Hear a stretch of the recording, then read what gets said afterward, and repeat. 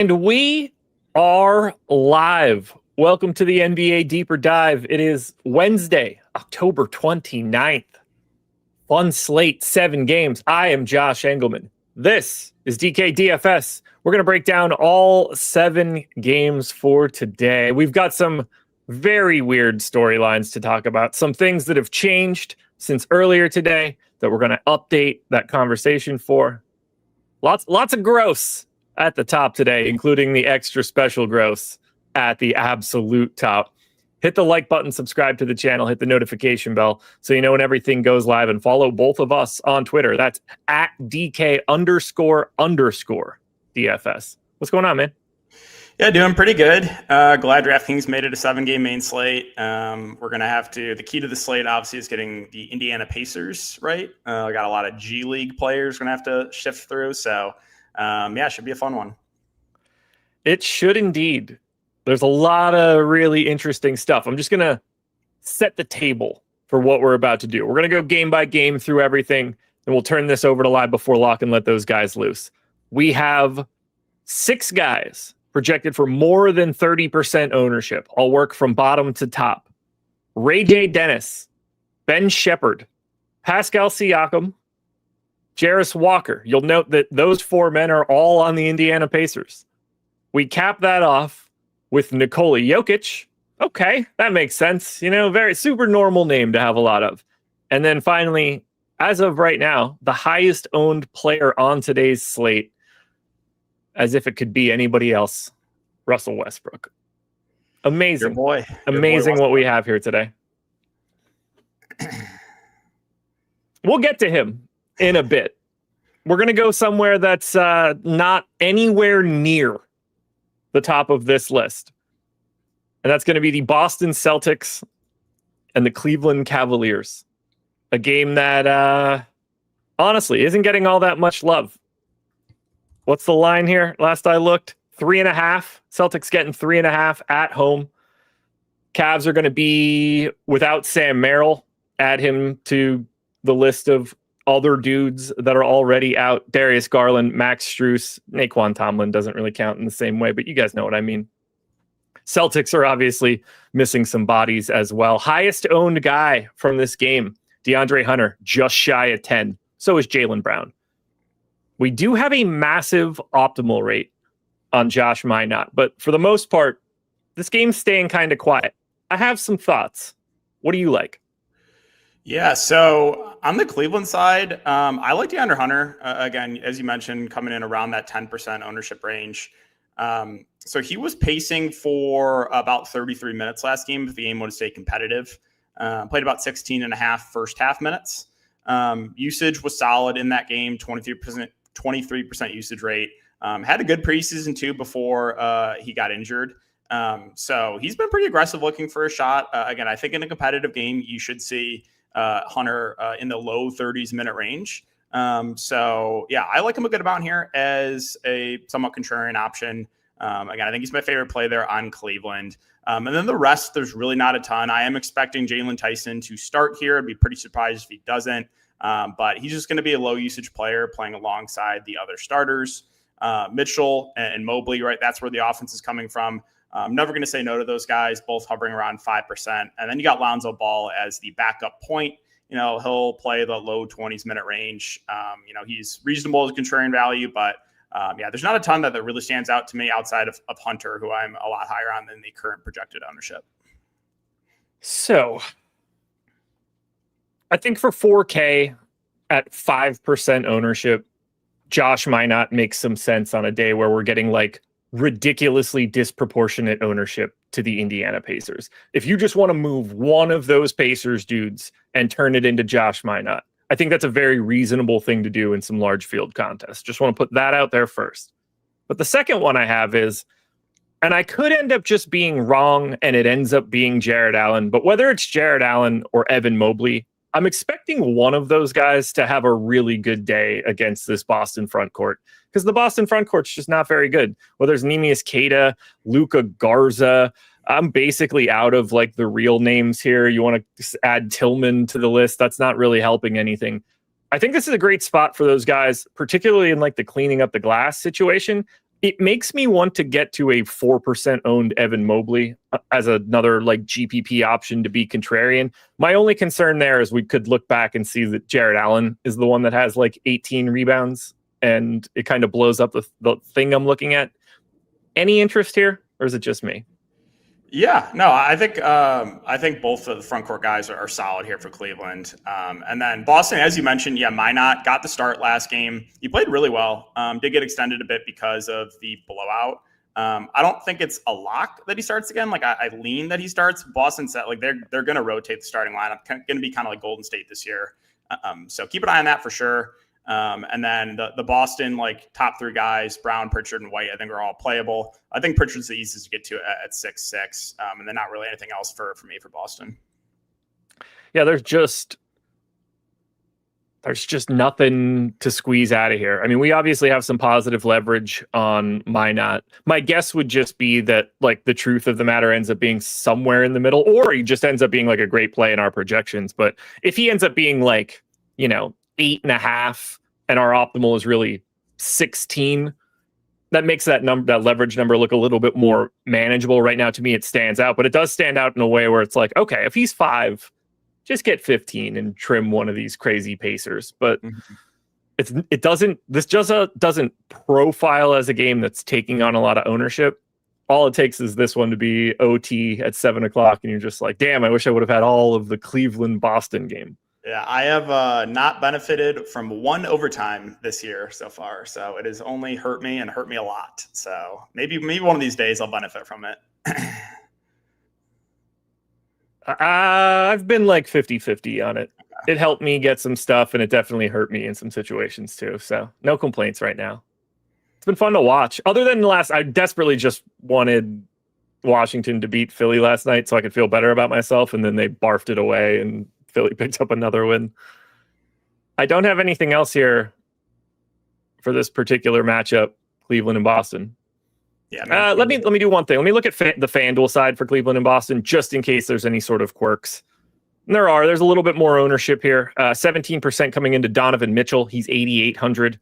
We're matching that with optimal rate. Jaylen Brown is right in that same area as well. Everything else is pretty much the same. Josh Minot equally as unowned on the FanDuel side.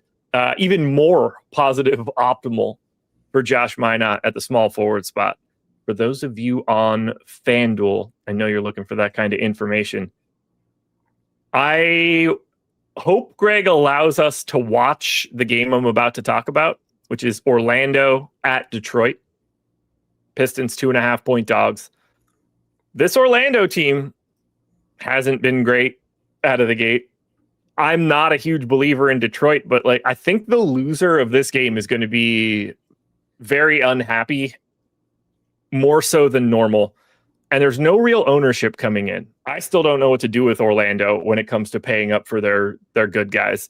Jalen Duren is getting the most ownership at 15%. I actually bet his over in points this morning. And then Bane got to 10%. Nobody else did. A little bit of positive leverage here. How do you want to handle this Detroit-Orlando game, or don't you? Which is certainly possible.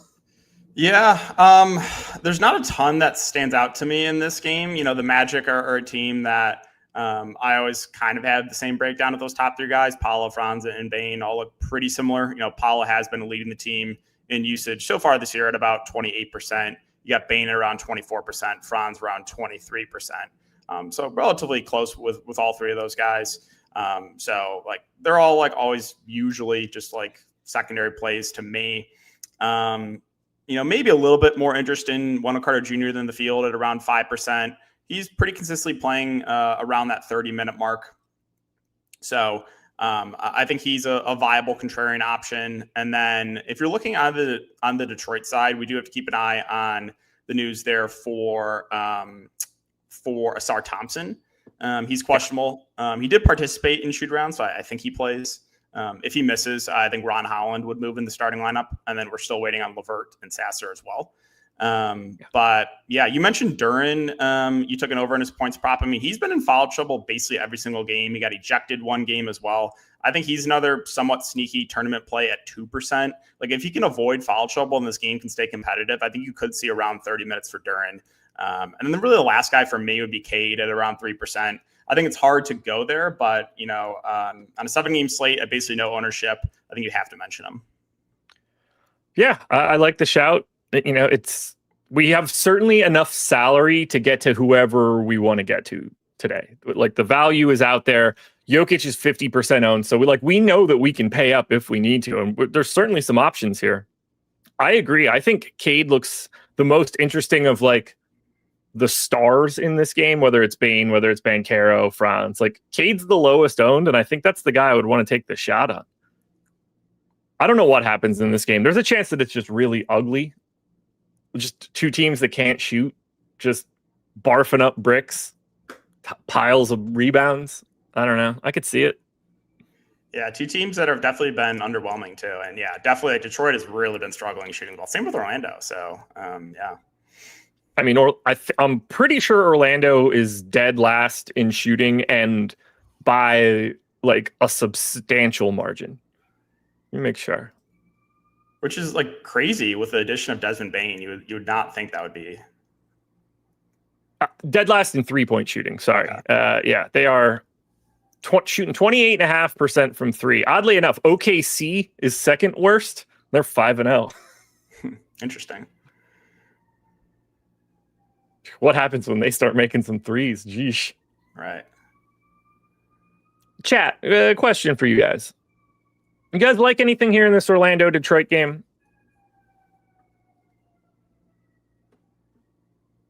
I feel like somebody's going to have a lean here. 6,400 for Bane with guard forward eligibility. I can understand why people are getting to 10% of him. We have him with the most positive leverage here. Mike Dotson says Cade. Same. Trisket, are you saying fade or Cade? Is that a typo? Wendell Carter, Franz, Holland, if Thompson out. Yeah, obviously, if some of these Detroit guys end up out, that's really going to change the scope of what we're doing. They've got a couple Q tags here. Are you still on FanDuel, or is that DraftKings? FanDuel. Yeah, okay. Boop, boop. Boop, boop. Yeah, there's nothing here. Just nothing here. Yeah, it's relatively unappealing game for me. Well, don't worry. We're gonna get to we're gonna get to games that are gonna have to be appealing, I guess. Some of them aren't. One side of this one definitely isn't. The Atlanta Hawks are 8.5-point favorites in Brooklyn today, taking on the Nets. But the ownership is coming to the Brooklyn side. 25% of it coming into Cam Thomas. 20% more of it coming into Michael Porter Jr., who may just be the most over-owned guy that we have in our model today. And then nothing at all coming into anything from Atlanta. 5 to Trey, 5 to KP. Let's start at the top here. What do you want to do with the two Brooklyn Gunners? Yeah, so of the two Brooklyn guys, I would much rather play Cam Thomas than Michael Porter Jr. Cam Thomas, so far this year, not a big surprise, leading the team in usage, 35.1% usage rate. If this game does stay competitive, I think that, mid 30s minutes or so is definitely in the range of outcomes for Cam Thomas. So like the upside on him. Obviously, this Brooklyn team is awful, and basically every single time they take the court, there's some blowout risk. I think this is at about 8.5-point spread right now. So that is, always something you have to consider a bit. I kind of agree on Michael Porter Jr. I think he's going a bit over-owned here at around 20%. He has been the number 2 on offense. The potential assists are up a bit on him. So he's doing a little bit more of a playmaking role than obviously he had in Denver. But yeah, I think he's going a bit over-owned. And then I don't think I can get to anyone else in Brooklyn. I think Claxton's fine if you landed him at 5,500. Right now he's splitting the center minutes with Day'Ron Sharpe. One thing to note there is Day'Ron Sharpe did close their last game in a blowout. So in games that you think Brooklyn could get blown out, Day'Ron Sharpe could be an interesting target there, just something to note. And then for Atlanta, expecting everyone to play here, they did close Nickeil Alexander-Walker over Ricochet last game. Ricochet really struggled. The minutes on Porzingis were in the mid-20s. I think it could push for around 30 minutes in this spot. Any of Trae Young, Porzingis, Jalen Johnson at no ownership, I think are in play for me just because I love the matchup. But there's no one that I'm going to go out of my way to play on the Atlanta side. But again, really do like the spot here for them. If Porzingis had power forward eligibility, that would make him so much more interesting today. But just that lone center spot, I like the 7K price tag. I just want a little bit more. How do you think this Dyson Daniels Cam Thomas battle is going to go? Does that make you want to get away from a 25% owned Cam? Because Dyson Daniels strikes me as the type of guy that's going to take this as like a personal affront to ruin this guy. Yeah, obviously Dyson, a solid defender. I don't think it'll get me off Cam, but it is a little worrisome for sure. But yeah, I don't think there's like I just don't think I can get to like any of these secondary Brooklyn pieces, like any of the guards, or like is there anyone there that stands out to you? I just don't. I think it's really hard. No, it's impossible. It's impossible. How the hell are you supposed to figure out if Tyrese Martin, Igor Jemin, Ben Suraf, Jalen, no. There's just going to be a sea of these guys for 21 minutes a night, every night. We know what this is going to be. It's going to be awful.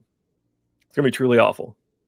That said, the two best plays of this game are in Brooklyn, Cam Thomas and Michael Porter Jr. On the FanDuel end for this one, let's make sure that we touch on that as well, because there are always ownership disparities. We want to make sure we're talking about it in the same way. MPJ, 20. Cam Thomas, 20. Both very similar. But Kristaps Porzingis and his power forward eligibility at 6,700 on FanDuel, along with center, does get him up to 15% owned. We have some pretty highly positive leverage coming in on KP right now. Yeah, and like I said, I think he could push for 30 minutes here. I think they're being relatively conservative with his minutes last game. So, a little bit easier to get to on FanDuel because of the eligibility, but I like him as contrarian play. Yeah, we don't have too much else popping up here in the boom bust tool right now. Trey is actually a bit of negative leverage, which doesn't shock me too much. I mean, we've talked about guys that are in his area that are less owned than him. I mean, Cade's obviously a bit more expensive, but he's not pulling as much. So there are other guys around him that are actually less owned and similar. I find 8,400 for Jalen Johnson tough. Nick Claxton just doesn't seem like the Nets give a shit about him. And after that, you start getting into these bench guys where, like, yeah, could Onyeka Okongwu eviscerate the second unit of Brooklyn? Sure. I can't do anything with that for DFS. Could Reese Shea just make shots, or Nickeil Alexander-Walker? But yeah, like, those guys are fine. But it's just a day for them today. And I don't see anybody standing. There's just not much here outside of those top two guys. Yeah, I think we're in agreement there. All righty. Hit the like button, everybody. We're about 20 minutes into this. We still have another 40 to go. Then, live before lock with Greg and Eric will pop up from 6 until 7. But we don't end the day there either.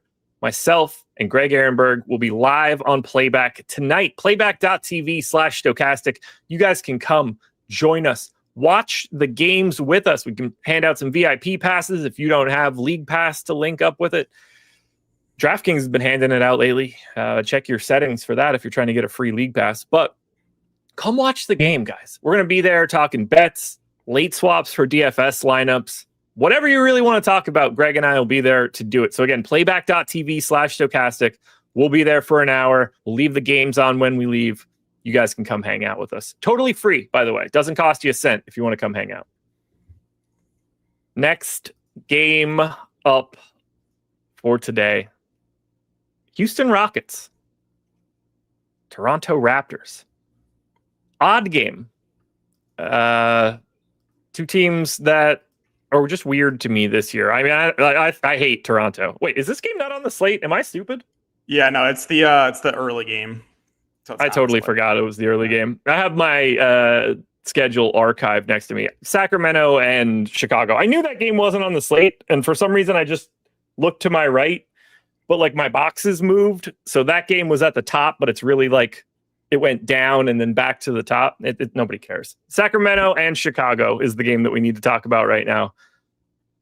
This game, man. These two teams are just two teams worth of guys that used to be on the other team. They only trade with each other. Half these guys were on the other side. I want to start here. Have you seen anything about the news for Russell Westbrook starting today? He's 50% owned. He's the highest owned guy on the slate. Keon Ellis is questionable, which could be complicating matters here. I had the hypothesis this morning that he started against OKC last night because it's OKC, and then logically it would be Keon Ellis today. And I was hoping that would be the case to stop this. I don't think that's the case. Yeah, I don't think it's a guarantee that Westbrook starts. It's going to be one or Keon Ellis. I'm pretty sure one of him or Keon Ellis if he plays. Obviously, if Keon Ellis gets ruled out, then pretty sure it will be Westbrook. So yeah, I haven't seen anything definitive. Obviously, a start against Oklahoma City could have been just, the narrative there with him coming back to OKC. So yeah, either way though, I think Westbrook's still going to play a good amount off the bench. The Kings ran a very tight rotation last game, basically like 8-man rotation. So he would still look good to me, even if he doesn't start. But right now I am expecting him to start. Same 55% owned, 65% optimal. Yes, you're hearing that right. We have him under owned as the highest owned guy on today's slate. Look, 4,500 for him against the Bulls. He looks fantastic. I don't care about his impact to winning in this particular scenario. It's really hard for him to not pay off this salary when he gets minutes in this kind of matchup. Yeah, it might be a lot of turnovers, but would you be surprised with 10, 10, and 10? Because I certainly wouldn't. No, yeah. Westbrook, again, he's not a great real life player, but he's still good for fantasy purposes. And if he starts, I think you're expecting around 30 minutes in an up-tempo game. He had last game, he had a 23% usage rate. That was basically tied for the highest with Levine right there. So, and he can contribute in a lot of different ways. So I understand why it's happening. I like Russ a lot, even though he's projected to be very popular. He sure is. He sure is. What a life. Russell Westbrook, Dennis Schroeder, Zach LaVine, DeMar DeRozan, Domantas Sabonis. One guy can shoot. Yeah, I saw that starting lineup and I was like, what are they thinking against Oklahoma City? And it's somehow they almost won the game. I don't know. I didn't watch any of that game, but I was just shocked by that starting lineup. The LaVine, DeRozan, Schroeder, Sabonis 4-man core this year is minus 35 in 40 minutes or something. Yeah, I'm not surprised. No, not so much. Russ not the only guy getting ownership in this game, though. Matas Buzelis at 5,600 is 25% owned, 25% optimal. Vooch at 8,300 is 15% owned. Josh Giddey's 10% owned. I really like Josh Giddey here, probably more than I like Trae Young in a similar price tier. Sabonis not really getting much love. I find the Vooch-Sabonis dynamic very interesting as well. Just two massive rebound guys. I wonder who wins that battle. What else do you like? Yeah, so for Chicago, you mentioned Buzelis, 5,600. I think that's the next guy you look to. He had that one game where he was in massive foul trouble and fouled out in 15 minutes. The other two games were 34 and 32 minutes. So I think you're probably expecting the low 30s minutes for Buzelis. At that price point, I think he's a good point per dollar play. Chicago, I noticed last game, so they have been running Jalen Smith as the backup 5, but he really struggled last game, and they actually went to some small ball. Patrick Williams at the 5 last game. I don't think I can get to Patrick Williams, but did want to mention that. I think, the minutes are relatively secure right now for Vooch, just for how much Smith has been struggling. And then, I think the ownership gap there with Sabonis and Vooch is interesting.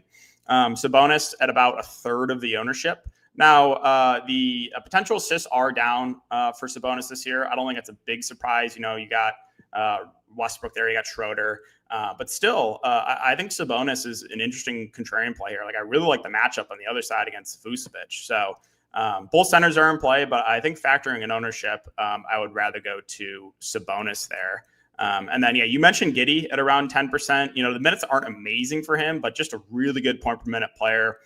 Should be in that low 30s minute range. I think he's a pretty good contrarian play. A guy like Trae Jones is leading the team in potential assists pretty consistently around that 30-minute mark. He's certainly in play. So this game, I think definitely has shootout potential. And I think I would like to get overweight to some of these guys for sure. Yeah, I'm expecting this to be at least not a slow game, slightly above average from a pace perspective. And I don't have any real respect for Chicago's defense. regardless of what's happened in the first week. But I think Giddey's just going to thrive here in transition. Sacramento is not a team that's going to think about all the names we've been mentioning. That's not going to be their strong suit. I think this is shaping up to be a good Josh Giddey spot. So I've got my eye on it, unfortunately. Go Giddey. What a great guy to back.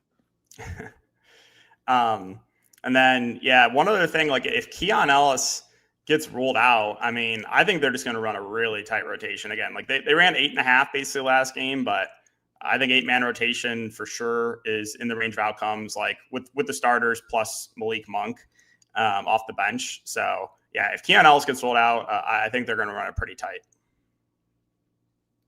Let's pull up the FanDuel side of this one because this is a different conversation when we talk about these guys.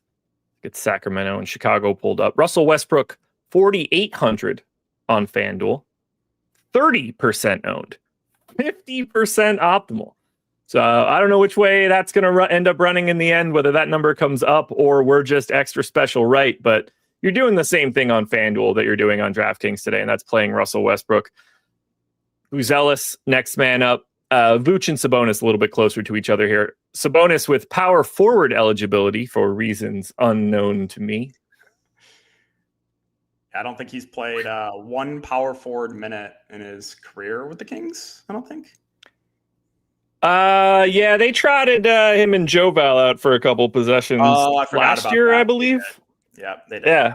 Yeah. So, clearly just a permanent power forward now. So silly. All right, we're at the halfway point. We're going to have a ton of time for questions. We might even be able to build some lineups on this bad boy. Let's see. What can I pull up here? Let me go ahead and add this because it's been a pretty decent start to the NBA season around here. And I think you guys should still be trying to sign up. If you didn't get the OKC promo code, that's fine. Doesn't matter. We wanted you to get in for 20%, but didn't happen. We have alternatives. You can sign up through one of our partners. There are links in the description of this video. It's part of the reason why some of these screenshots that you're seeing right now, it's part of the reason they exist. You sign up through one of our partners, either a sportsbook or a pick'em site, they're going to have some qualifications like make a $25 deposit. It's all going to be listed on the link that you'll click on. Once you make that qualified deposit, let us know. You're going to get a month of Sims for no cost. So you'll pay us $0 and get the Sims for a month. And you'll still have your money on whatever sportsbook or pick'em site to try to make more of it. Seems pretty easy. Not only that, you can stack them. So if you've never signed up at a couple of these sportsbooks before, say you pick 3 of them and you meet all of those qualifications, you're going to get 3 months of Sims if that's what you're looking for. So you see the screenshots. It's been a great start to the NBA season here around these parts. Why not come join us? Well, you ready to talk about some ownership? Let's do it. I reckon there's going to be a bunch of it in this spot. The Indiana Pacers are on the road in Dallas, taking on the Mavs, and everybody is out for Indiana. So much so that they had to cut James Wiseman to get Mac McClung because they're basically out of guards. Andrew Nembhard out. Benedict Mathurin, Johnny Furphy, Cam Jones, Obi Toppin, TJ McConnell, and Tyrese Halliburton. Talon Peter also doubtful at this moment. So that is creating the scenario that you guys see on the screen right now. 40% ownership Jarris Walker, 40% ownership Pascal Siakam, 40% ownership Ben Shepherd, 35 more to Ray J. If I had one wish.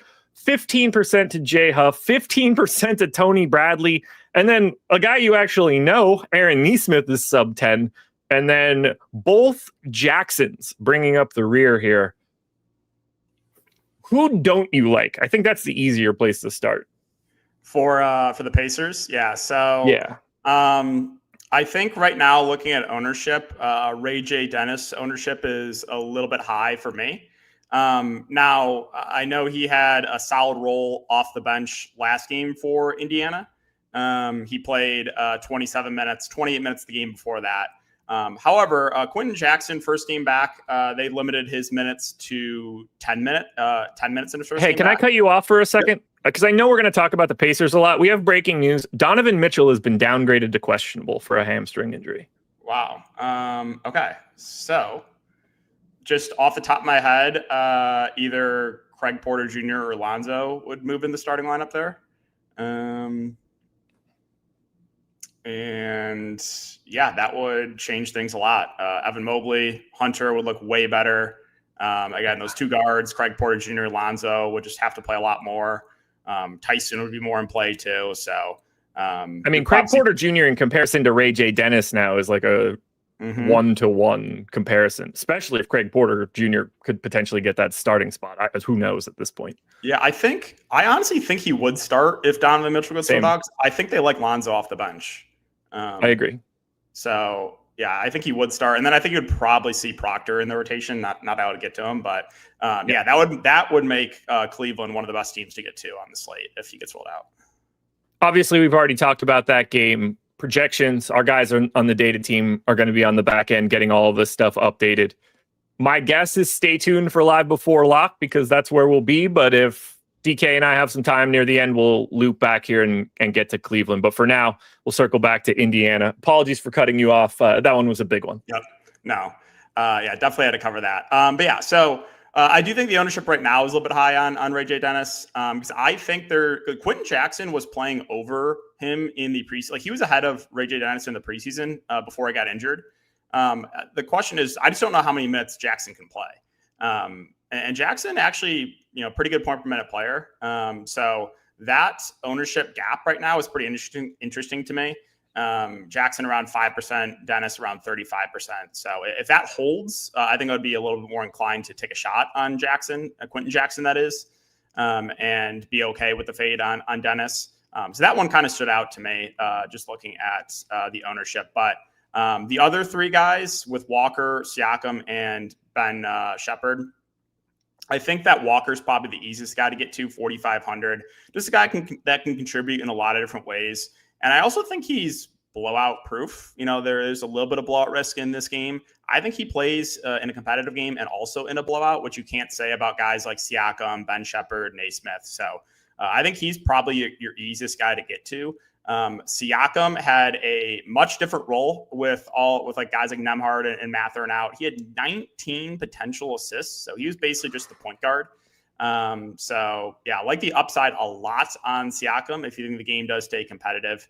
And then Ben Shepherd around 40%, I also think is a little bit high.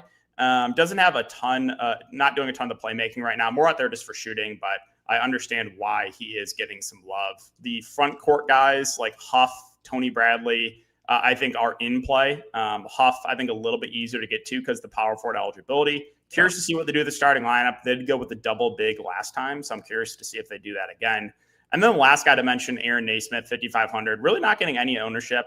Had a bit of a different role, a little bit more playmaking last game, higher usage. So I think he's kind of interesting as well at sub 10%. I like the shout out for Walker because I agree with you. I think he probably plays in a blowout, whether that's at the 3 or the 4. Like they're missing those dudes. They've got a couple 5s and then that's kind of just it. And it's definitely not Siakam. After that, it's just like a sea of 6'2" dudes. So I think you're probably right there that Walker's minutes feel great. Like to a degree, you probably want the blowout. Mm-hmm. Yeah, I think he would be someone that would like benefit in that scenario for sure. Yeah. Like he's going to be fine if that doesn't happen. He's 4,500 and, they're shorthanded, but like, he probably picks up more in that scenario. I like the shout out for Jay Huff. That power forward eligibility is very helpful about separation. I'm nervous about Siakam here against Dallas. Like this is a defense that is uniquely set up to like make his life worse. All they have are like big guys to clog stuff. No, like they're not going to care at all who has the ball when it's not Siakam for the most part. Like obviously Neesmith's going to go out there and let it sail if he can to try to create some spacing. There's not too much else out there. I'm nervous about Siakam, but like there's obviously a scenario. I mean, a lot of, what is it, 60-40 or something? Like the Pacers just win this game a lot. And a lot of those times are going to be Siakam. So I do have some apprehension about Siakam, but ultimately I don't think it matters. Like his opportunity count is just too high. Yeah, and he had, I think it was like a 35% usage rate. So like his numbers are just insane that last game. Because it was just like, yeah, he had a 35% usage rate, again, 19 potential assists. So I agree. It's not the best spot here against Dallas, but man, that ceiling is very high with him for sure. Ben Shepherd just exists to me. I never like having him. He's not a great permanent fantasy guy, but 4,200 guard forward in a situation where like you're actually in the rotation when the team is good, and now you're just like, you don't have a choice.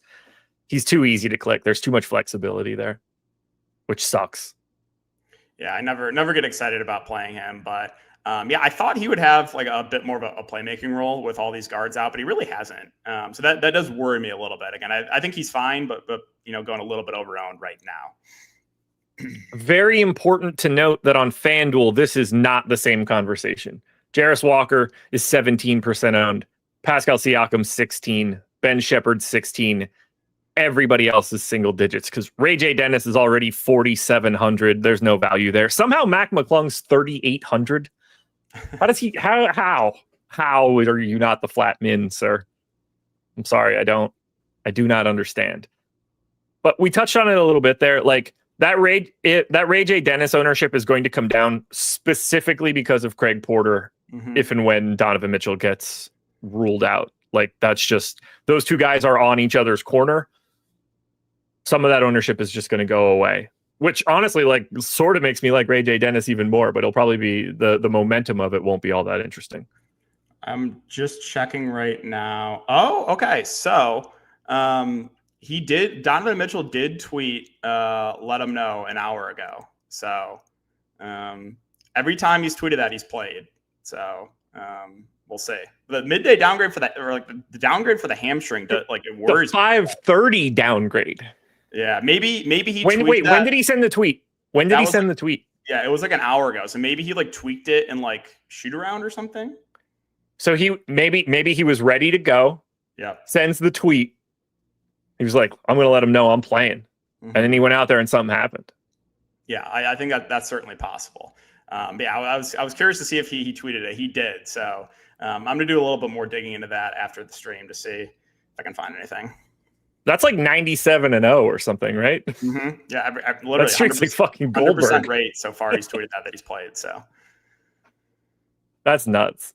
Okay. Let's keep an eye, because obviously he could just play. Everything, nothing matters, and Ray J. Dennis doesn't change and all that stuff. Maybe he deletes the tweet. Belly ball. You thinking that he's in on that gimmick as well? Like he's aware of it? Do you think he's aware of it? I don't know. I don't know if he knows that like the game. Do you think he tweets it? Like that's a bigger question. Like is he even doing it? That's another good question. I would say probably, but not a guarantee. Yeah. I don't know. It's fun. Keep your eye on it. That's not the only team, though, that plays in this game. The other side of this one is the Dallas Mavericks, who we have not talked about yet. Dallas, equally bad luck when it comes to injuries. Brandon Williams is questionable. That's probably not the one you care about. Dante Exum is still out. Kyrie, obviously, going to be out for a while. No Daniel Gafford, no Lively, most likely, both doubtful at this moment. So we're getting 25% ownership to D'Angelo Russell, who finally got a little bit of minutes recently. AD is 20% owned. I want to put a pin in that. 15% ownership to PJ Washington. Max Christie is 10. He got the start last time out. Najee Marshall's around 10. Is it D'Angelo Russell season for you today? I never like rostering this guy, but I do have some interest for sure. Has seen a much bigger role over the last couple of games, 29 and 30 minutes. Shot 3 of 14 last game, but still, again, 30 minutes. The potential assists been very solid on D'Lo. averaging 58.5 passes made and 11 potential assists over those last 2 games. So whether I don't think he's going to start, but even if he comes off the bench, I still think he's a pretty good option here. So I understand why he's getting some love. And then Anthony Davis at 10.1K at around 20%. I like the upside here quite a bit against his Pacers front court. Again, he's going to play most of his minutes at the 5. He had 18 rebound chances last game. I am higher on AD right now than the field. And then PJ Washington, I also think is going to play big minutes at 6K. I think is a totally reasonable option. Guys like, Max Christie, Najee Marshall, they're getting a little bit of ownership. That's probably going to go away if Donovan Mitchell gets ruled out. And then Cooper Flagg, right now, only 3%. I think that's a little bit interesting as well. I would much rather be overweight to the 3% right now. So there's a good amount to like here for Dallas, in my opinion. I love AD today in this spot. Like, he is infinitely better when he plays the position he's supposed to play, and he has essentially no competition for it right now. Like, he just kind of has to. Meanwhile, Indiana doesn't have like a single real center. I like Jay Huff. I don't like him that much. It's AD. So 30% optimal, 20% owned. That's a pretty sizable gap positively for leverage. I think the interesting thing, and this is something that I explored this morning on the strategy show, are you able to build good lineups with Anthony Davis and Nikola Jokic? Earlier today, it wasn't very easy. If Donovan Mitchell gets ruled out, it is infinitely easier by using guys like Ray J. Dennis and now potentially Craig Porter Jr. Yeah, I'm glad you brought that up too, because I think if Mitchell gets ruled out, it's just going to raise the ownership on Anthony Davis, because a lot more people are going to go that stars and scrubs type build. Even though like right now it's at 20%, but I would expect that to rise if Mitchell gets ruled out, just because there's a lot more value. Yeah, I like this Dallas side. This is just, I got to be honest. I bet the Pacers. I took the points and I bet a money line for today. So personally, I'm cheering for Indiana. However, DFS wise, I think the Mavs are setting up really nicely today. There's not much I don't like outside of Clay. That's fine. It's Clay. Yeah, I think, eventually I think they're going to start. I think Christie should start over Clay. I know he started last game, but I think they're eventually going to start Christie over Clay when one of the bigs return. I just wish they would start the correct line. I wish they would just make some trades and start the proper people. It's driving me nuts. Yeah, it's very weird lineup. Yeah, I don't know what they need to do. I just want to see, if they're going to do it, I need Flagg at the 3 at worst, AD at the 4 at worst, Lively/Gafford at the 5. I know they're not going to do the AD at the 5 stuff unless they absolutely have to, and I don't care in the regular season. It doesn't. People make too big of a deal about that now. It's like, look, when push comes, when he has to shit or get off the pot in the playoffs, they're going to rip those 2 other idiots off the floor, and he's going to be the 5. I promise, unless the other one, unless Lively is just one of the 5 best players on the team at that point too. But I don't know. None of it fits together. I hate it.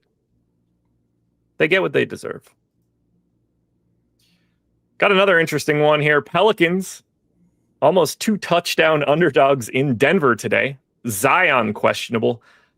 This is pretty tough to talk about, sort of, because you need the Zion news to understand what you want to do here. But if he's in, I don't think you want to play the Pelicans at all. Yeah, Zion news is tricky. So he was a limited participant in practice yesterday. He was after practice running up and down the court. So I lean slightly that he's in, but I'm not super confident in that. Again, I don't think we're going to get this news before lock. So if you wanted to take a stand one way or the other, I think that's certainly a viable strategy on this slate. If he does get ruled out, though, I don't think they would go back to Jeremiah Fears. My guess is that they would go Saddiq Bey in the starting lineup, just because Fears really struggled. If Zion gets ruled out, obviously more usage for guys like Murphy, Poole. Again, I think more minutes for a guy like Saddiq Bey, but would also increase the chance of a blowout. Right now, there's no ownership going to the Pelicans. I kind of agree with it, but if Zion gets ruled out, which I hope he doesn't, because I really just don't want to deal with this team, then I think you're going to have to consider some of these guys. I feel like somebody's gonna get like. Do you go to Fears again? Because he's gonna look dreadful, but he's gonna play.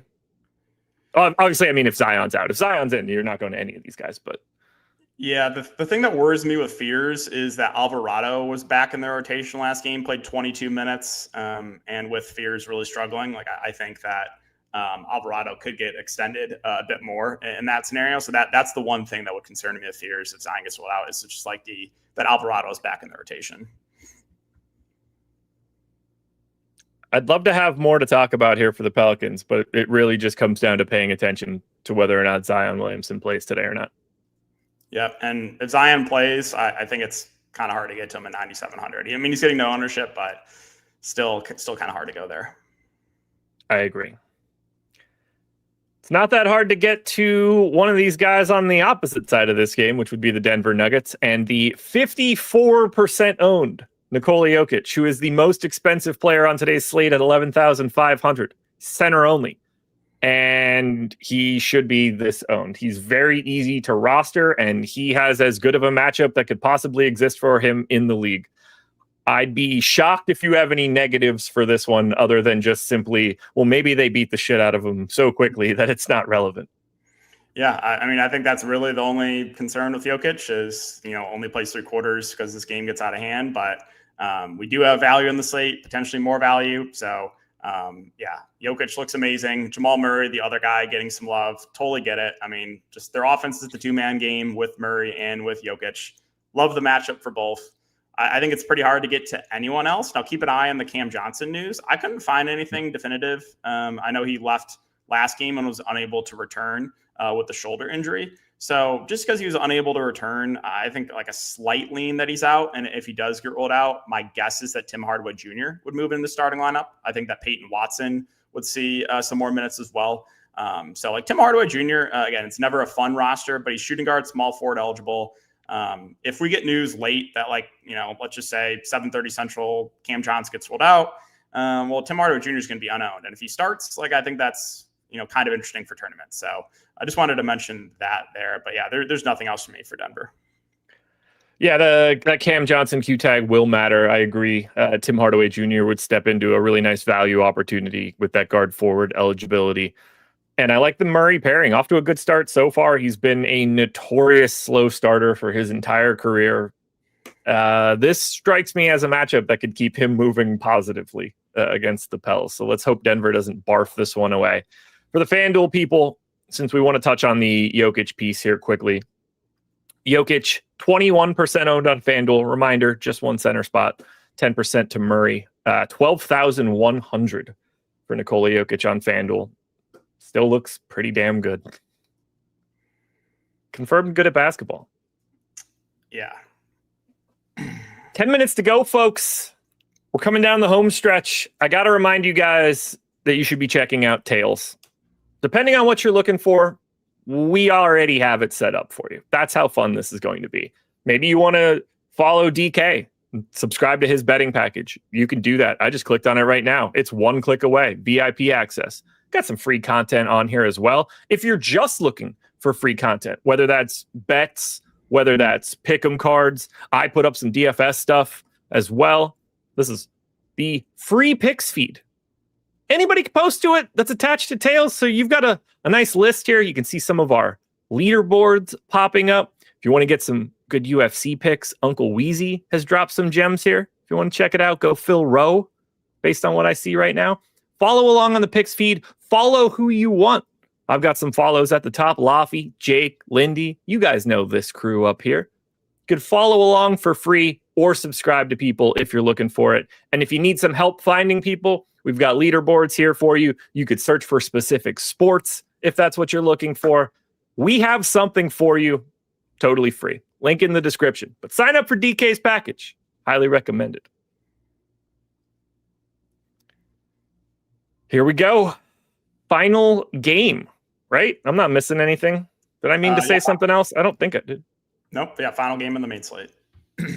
Portland Trailblazers in Utah taking on the Jazz. Kind of a fun game here. I like Portland's defense. Q-tag Chris Murray, cute tag Matisse Thybulle. We'll see how much that matters, but those guys make up like 35 minutes. No ownership, though, coming into Portland. 10% ownership to Drew. Sub that for Shaedon Sharpe. Do the injuries matter to you at all? Do you think that opens up anything here, or do you want to get to anything for Portland against this Utah team? I think this team's kind of interesting for tournaments. Again, the Drew Holiday price has come up a little bit, but again, I know we've talked about a lot. He just has a much different role this year. He's their primary playmaker. He's playing consistently low 30s minutes. So he's a reasonable option there at 10%. Shaedon Sharpe's been leading the team in usage. Hasn't really been shooting the ball super well, but I do think like a big game's coming soon for him, and he's 7% owned. I think he's viable in tournaments. The price on Denny feels about right at 8,500, but he's kind of been their secondary playmaker. It's been him and Drew leading the team right now in potential assists. Outside of that, Donovan Clingan is always someone I have some interest in for tournaments. I think in a matchup against Utah with a traditional center on the opposite side, that if he can avoid foul trouble, he could see around that 30-minute mark. So he's someone that against more small ball teams to get worried, but I do think Clingan is playable. I think Jeremy Grant at 1% is playable. They're running it relatively tight. Again, he's had a nice roll off the bench. Can't get to Kamara at that price point. I'm not going to mess with anyone else. But I think Drew, Sharpe, Clingan, Grant are viable here in tournaments. Yeah, if one of these guys are the last guy in from the starter group, that Holiday, Sharpe, Avdia, Clingan, Kamara stuff, I'm okay with it. I don't expect to have a ton here. Drew Holiday being 6,800 now is just wild to look at after last year, just being a 10% usage dude for the Celtics. It's funny how that kind of stuff works. So there's a bit of sticker shock mentally when I look at it. I'll recalibrate eventually. Shaedon Sharpe's going to have some games where he goes crazy. Matchup against Utah can certainly bring that out of you if you need it. But ultimately, I don't see a ton from the Portland side. The Utah side, on the other hand, is getting a little love. Keontae George, 15% owned. Walker Kessler, just under that. Yusuf Nurkic, 10% owned. And then Lauri Markkanen, once again, 5K at 7,700. I said it 2 nights ago, I guess. Whatever night that he went absolutely crazy, it didn't make any sense to me. He was as low owned as he is. This price works. This position works. This matchup's fine. I mean, Portland's defense is good, but this is still Markkanen getting what he needs. He's too low owned. I love him as a GPP play. Yeah, there's definitely some stuff to like here for Utah. And I wanted to answer one quick question in the chat. Someone asked, would Bruce Brown get blowout run for Denver? No.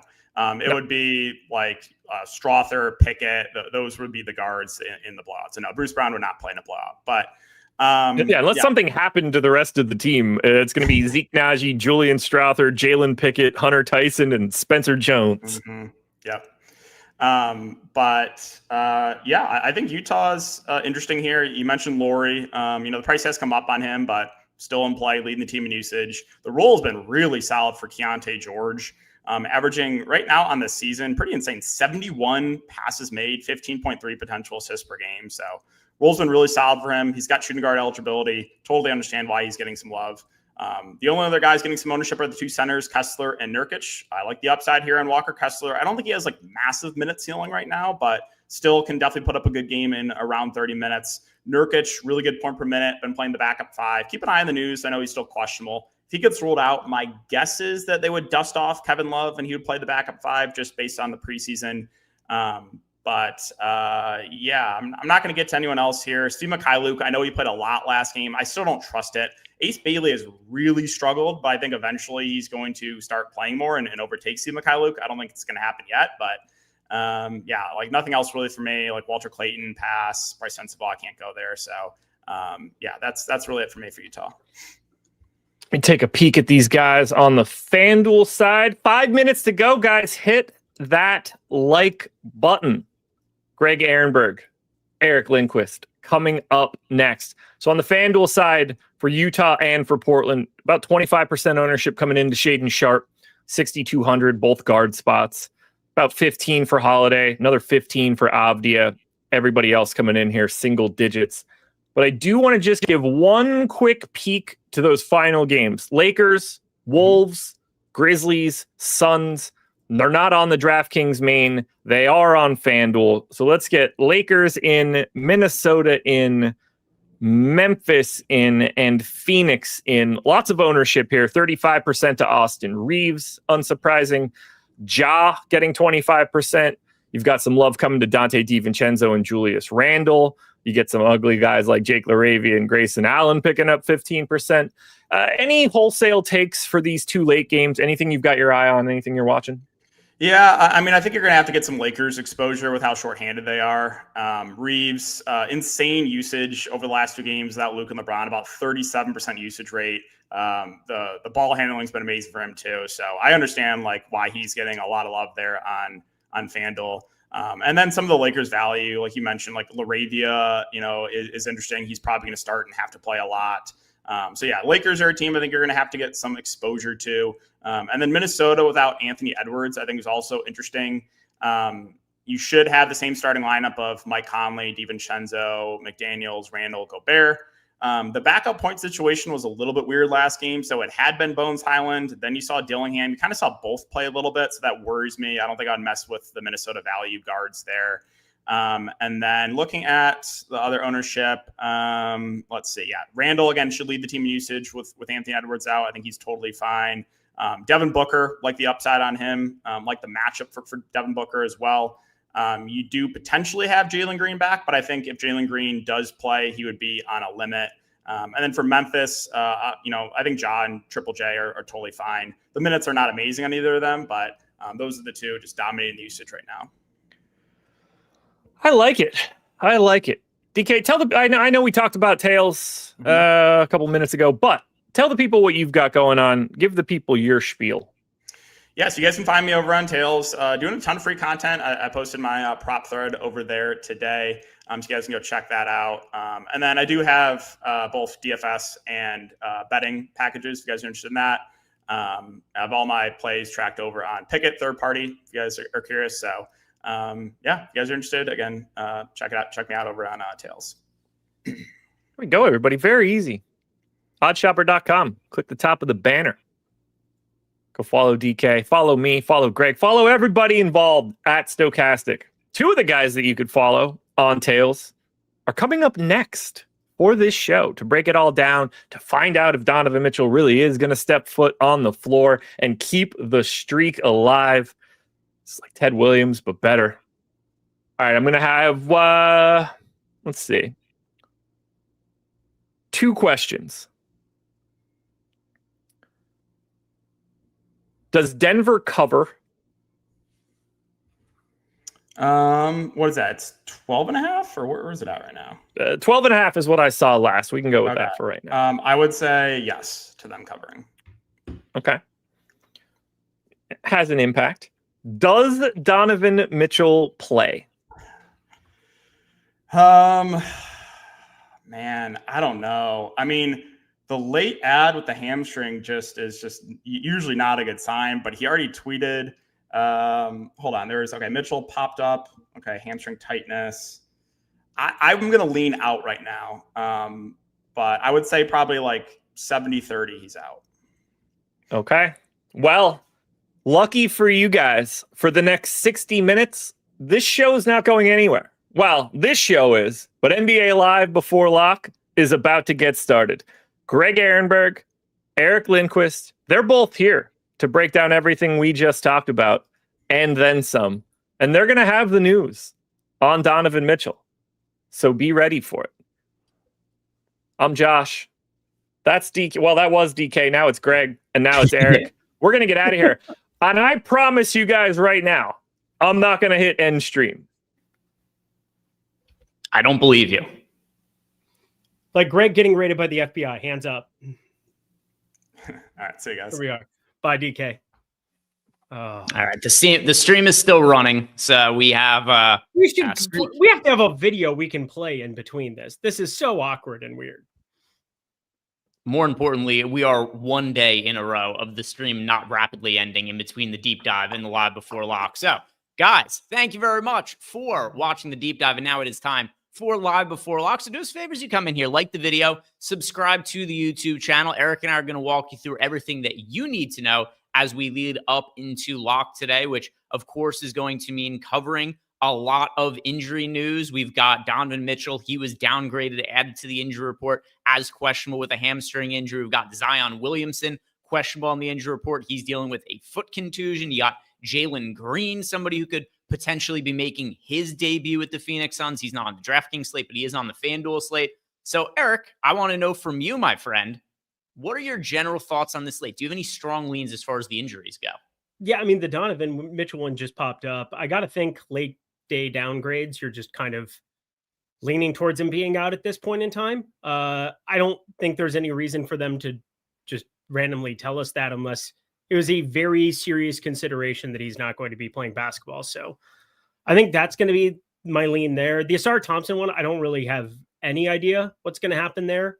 We got Zion. I currently got him in. Just it was a dinged up left bone contusion or something. Like I got to think that he's going to be the one who's in there for sure. Cam Johnson probably plays as well. Shoulder inflammation. Is there anything we'd even really mine out of Denver there? I mean, that's a tough one for me because you could play multiple guys. Whoever ends up being the starter, like Strother, Tyson, whomever it might be, that would be an interesting one. But right now, my main thing is Donovan Mitchell. He's the priority. We get that news here early, and I'm leaning towards him being out. Interesting. You know what? I thought that was not going to be your take because I don't know if it's a new year, so you've forgotten about it. But usually whenever Donovan Mitchell is on the injury report, you like to reference his Twitter page.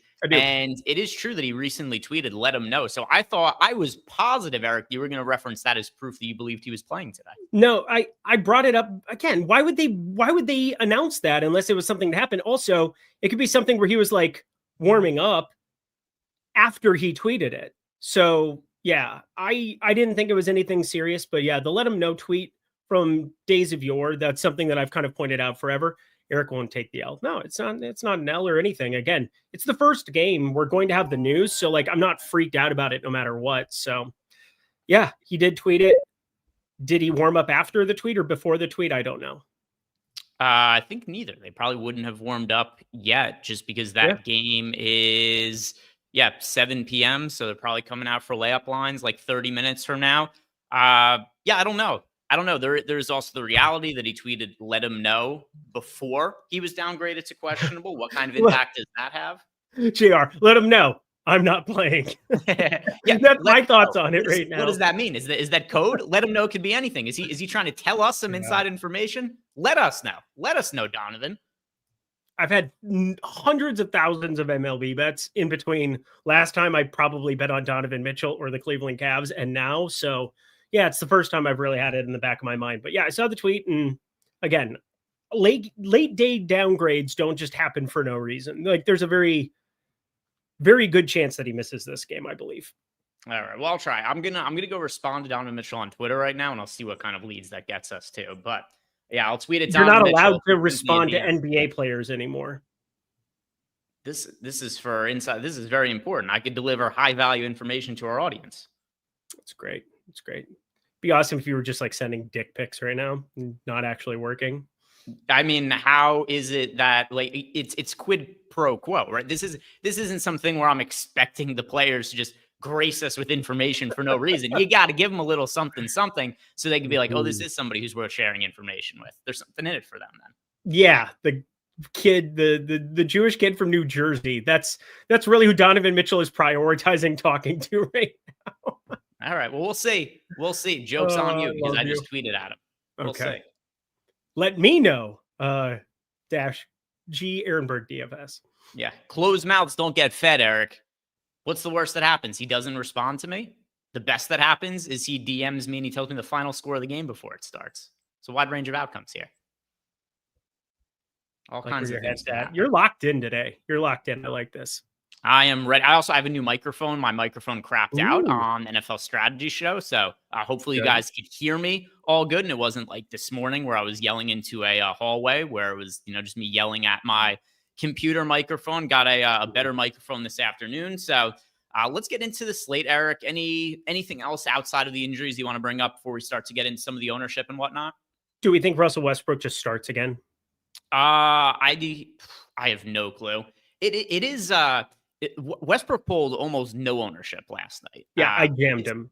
Yeah, it was nice. There was a couple of spots that Josh and I identified on the Playback Post Lock show that we're doing again tonight, so you guys should join us on Playback afterwards. But Pell Larson had sub 10% ownership starting for the Heat. That was ridiculous. Somehow Jovic was 4x the ownership of him at a more expensive price point. You also had Russell Westbrook pulling almost no ownership in the starting lineup. And now you're seeing just a day later, the same situation for Russell Westbrook, and he's now projected for 50% ownership. And to be honest, I don't know whether he starts or not, Eric. I'm really not positive. I'm not my gut feeling is no, though.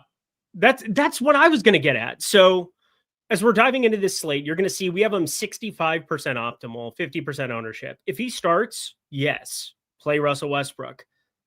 They played Oklahoma City yesterday. I think even just like calling it a de facto start, where it's like, we know what he meant to Oklahoma City when he was there, the MVP years, the triple-double years.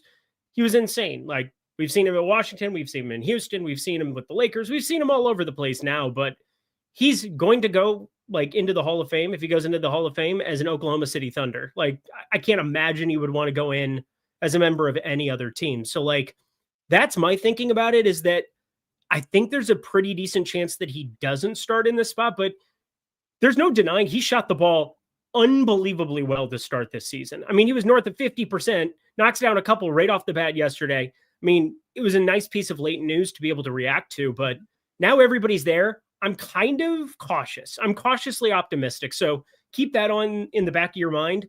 We have Jarris Walker at the identical number there. I kind of know what his minutes are going to be. Ben Shepherd, close to the same price tag, kind of know what his minutes are going to be. They have multi-positional eligibility. So Russell Westbrook, point guard only, 4,500. Just keep that in the back of your mind. Don't be shocked when he doesn't start. Yeah, so I'm totally cool with, because I would rather find out he doesn't start and swap off him than be in a situation where he is starting and I don't already have him in lineup. So I'm cool with right now just leaving everything how we have it projected, see what kind of exposures I get to him, and then roll it out that way. If he doesn't start, we'll do the late swaps. But as far as why I don't think he's going to start, that is a terrible starting lineup from a chemistry perspective. Yes. And if you look at, it was a really tough matchup, obviously, on the road against OKC. But look at the plus minuses. Not the end all be all, but it's at least an indicator, Eric. The bench players all had positive plus minuses for the Kings last night. The starting lineup, Westbrook was minus 16, game worst. Schroeder was minus 10. Sabonis was minus 15. Levine was minus 15. That starting lineup was not cohesive at all. And it makes sense. You just look at it. Where's the three-point shooting supposed to come from? Westbrook, Schroeder, Sabonis, DeRozan. Levine is the only shooter on that entire lineup. So it just doesn't make sense from a floor spacing perspective at all. And I really think they primarily started. If he starts again today, then I'm just wrong with this guess. But I really think he just started because he was playing his former team last night. That's what I feel too. I felt like it was a spot start because of where they were for Oklahoma City. It doesn't make sense in basketball chemistry. Like everything I know about basketball, just from the no ball take side of things, it made no sense that they would do that, other than they wanted to give him a shout out. It's early in the season. There's lots of time. Like, why not just start Russell Westbrook in Oklahoma City? Like that made total sense. It was a difficult spot that you probably weren't going to win anyway. They were 10-point dogs. Let Russell Westbrook cook. But now we're in this weird spot where Zach LaVine has a 28% usage in 146 minutes on this team. Russell Westbrook is second in usage on this team. How the hell is this happening? 23.3% usage for him. Dennis Schroeder is third at 21.8. He has a higher usage than Malik Monk, DeMar DeRozan, and Domantas Sabonis, which is just wild. I ended up betting Dennis Schroeder. He's been playing with the balls exclusively in his hands a ton. Lots of passes, lots of creation. I like him from a betting perspective more than a DFS perspective, but Russell Westbrook today, he's definitely the guy that I just want to have some plans in place in the event that he doesn't start, because I think it's more likely he doesn't. For what it's worth, I have no replies quite yet from Donovan Mitchell, but I'll keep you guys up to date on any of the ongoings there.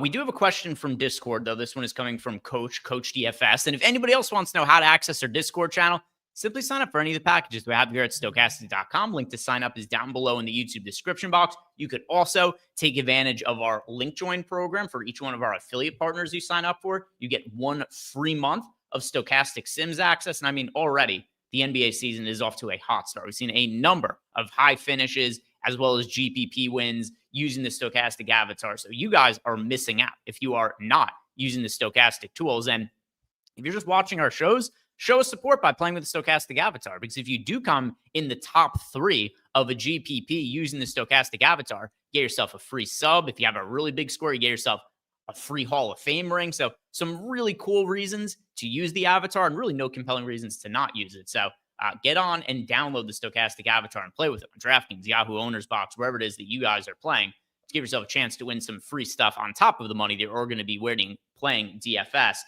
Coach DFS wants to know, who are the DK cash game locks for today, Eric? So as of now, who are the players who we believe everybody should absolutely 100% be playing in cash games on DraftKings as of now? Yeah, you're 100% playing Russ. So everything we're talking about, like, you're still clicking him in. You're absolutely playing Nikola Jokic. Like, there's just not a better raw fantasy producer on the planet. Like, Wemby's close, but like, Jokic is the dude. 11.5 for Jokic. Still not priced in a place where I don't want to play him. Pascal Siakam has just been crazy in terms of usage in the absence of Tyrese Halliburton, some of the other shooting that has kind of been lacking there. So Pascal Siakam for sure getting clicked. And I would just say Jarris Walker, Ben Shepherd, you're probably playing 3 indie pieces in cash as of right now. What I really love about the indie pieces is when that game locks. Same. Considering it's 8:30 p.m. Eastern time, there's a pretty good chance other players get ruled out over the course of the night, or we see starting lineup changes. I would be kind of hesitant about some of this indie chalk, Eric, if it was the first game on the slate. With it being later, cool. Load up on it. Players get ruled out, we'll just swap to other values that open up. But otherwise, yeah, I agree with you. I think you guys should be playing Shepherd in cash. I think you should be playing Jarris Walker in cash. I think you should be playing Siakam in cash. Same with Westbrook.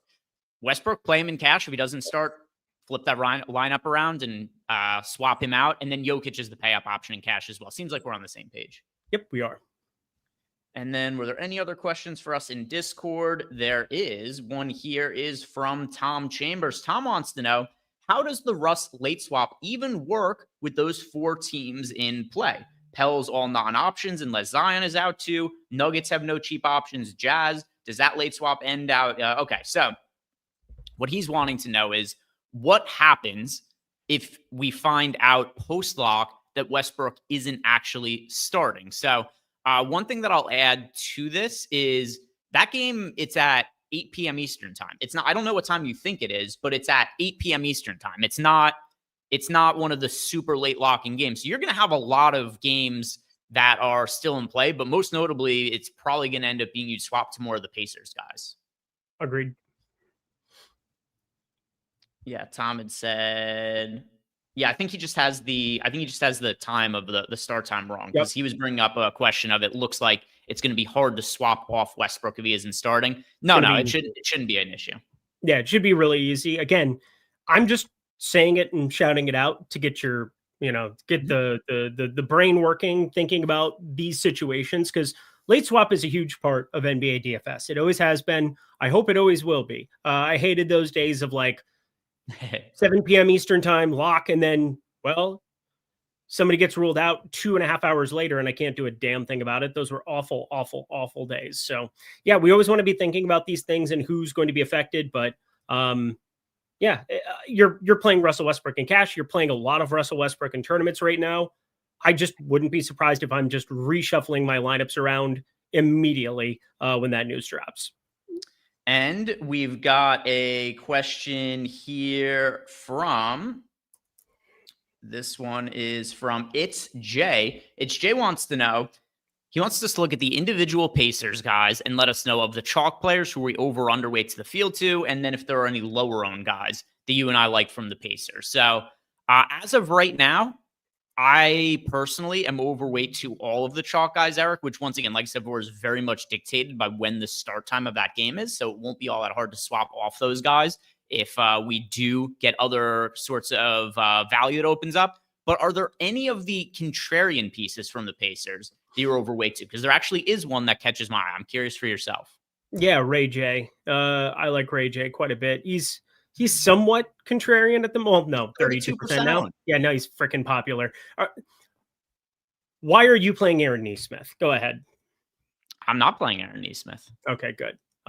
Who is this mysterious person then? Because I'm basically holding hands with the field on Ben Shepherd, Jarris Walker. I'm way over on Pascal Siakam, and I'm just like a little bit over on Ray J. Yeah, so for me, it's Tony Bradley. Wow. He is, well, first off, James Wiseman not on the team anymore. He got cut. That should clear the way for Bradley. Bradley played 25 and a half minutes last game, and he is not a poor fantasy producer. So you look at all of the guys who have potential for upside on the Pacers, and Bradley is $3,500. He is 14% owned. We have him projected for 20 minutes right now. Keep in mind, like I said, 24 minutes last game. So I do think there is the potential, 25 and a half minutes last game. So I do think there is a potential for him to play a little bit more should things go his way here. So I think that of all of the guys who are, not Siakam, Walker, Shepherd, Dennis, so looking at all the non-30% owned guys, Tony Bradley's the one who, relative to his price, I think has the biggest potential for upside. All right. I will trust you with that one. I guess for me, the main thing is just how many good center plays. I mean, this is kind of what happens on 5+ game slates anyway, is we have Jokic, we have Sabonis and Vooch in the same game environment. Porzingis, I kind of like as a contrarian option, although he's at 25.5, which is too low. I think he's probably a better bet. I bet his 25.5 here while we were on this program. We've got some cheapies that we kind of rotate through, but he's probably the best of the cheapies right now. So I get that. I don't really have an issue with it. Nurkic is 3,800 and playing like 18 minutes a night. And I didn't pull the trigger on him at 4K the other night. It didn't necessarily matter, but he put up 28. He's just somebody that I keep seeing on the cheap end. And I'm like, this feels like an overweight stance that's going to be happening one of these days where I just jam him on a slate where we're lacking value. But because Jokic exists, it's so hard for me to say that like there's anything else I prioritize at center, but I don't hate that shout out as like a value piece. He has 3,500. So you could do a lot worse. He wasn't a great fantasy producer at times in Chicago, but there was a lot more around him during the Levine DeRozan session there. And there is nothing around him in Indy right now. No. So, and once again, the question is one contrarian, like if there's one contrarian piece you like to be overweight to the field to. So picking the one guy for me, it is Tony Bradley, who I right now have 20%. Okay. So a little bit overweight to the field. Don't mind it. Inverse here is we got a question from Alucard. He says, of all the Chalk Pacers pieces, we have to pick one to fade. If you're picking one of the Chalk Pacers guys to fade, Ray J. Dennis, Ben Shepherd, Jarris Walker, Pascal Siakam, which one of those four are you fading, Eric? God. Well, I'm not fading any of them. So I guess the question is just one lineup. You're building one lineup and you have to pick one to not be in that lineup. Are you playing all four? I'd probably remove Ray J purely because of positionality. Point guard only. Pascal Siakam, power forward. I'm not giving up 1.35 fantasy points per minute. I'm not giving up north of 30% usage on this slate at 8,400 against Dallas. I just have to play that. Jarris Walker, Ben Shepherd, because of the multi-positional eligibility, I still think they just work very easily into lineups. Probably just ends up being like Ray J, but as I said before, he's a guy that I'm going to be right around the field on. Yeah, this is the most significant Ray J's been since he made that video with Kim Kardashian. I haven't heard his name brought up, I think, ever since then. But for today, that's a good one.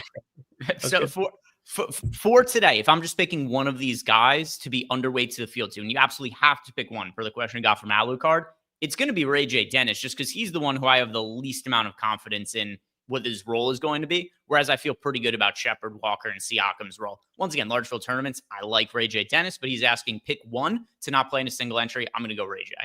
Yeah, I mean, he's been playing high 20s minutes, though. That's the thing, is like they are so short on bodies. And I mean, they're going and getting McClung off the, he's just been dunking at like the Rucker or something lately. Just, oh, yeah, we'll get McClung back in here. That sounds great. Ray J. Dennis, I mean, not a phenomenal fantasy producer, but he's all right. And, 31.5 last time out, 27 minutes, 28 minutes the game before it, but shot 1 for 9 from the field. So, yeah, you're probably looking at him needing to have positive shooting numbers at 3,800, but he's so cheap that like, it's hard for me to say that I don't like him for value today. By the way, just by default, Ray J, I mean, he has to be the lotion. I mean, just he's the lotion guy by default, considering his prior video history. The lotion on the skin. A little bit of that. That made That me is exactly what cringe. it sounded like in the video. No, well, I'm gonna keep that to myself. We're gonna shut up now. We're gonna shut up and just build lineups. All right, let's see what else we have as far as questions are concerned here. By the way, it does look like I see some video online. It looks like Don Mitchell is warming up, so maybe reason to think he's a little bit more likely to be in than out. But we'll see. We'll see as more information comes out there. The next question we have, it is from Mike1377. He says, "Dumb question. There are no dumb questions. How do you calculate?" How do you calculate the percentage to first using the sims when simming for a particular contest? You divide the percent. So let's say that it's a $100,000 first place prize and it's a $400,000 prize pool. You would divide 100,000 by 400,000. That would give you 25%. So you divide the first place payout by the total amount of money in the prize pool, and that's how you're going to get that number, Mike. Mr. Cool. Yeah, go ahead. Sorry. I was just going to literally say that, just to show you, like 350,000, and you're going to divide it out by 100,000, which is what we've got going for tonight. So hopefully you can see that there. 3.5. That's 35% basically that we're looking at for that number. So you're going to want to change the slider to 35%. Yeah. There's also here. Let me show you another quick equation that you could do.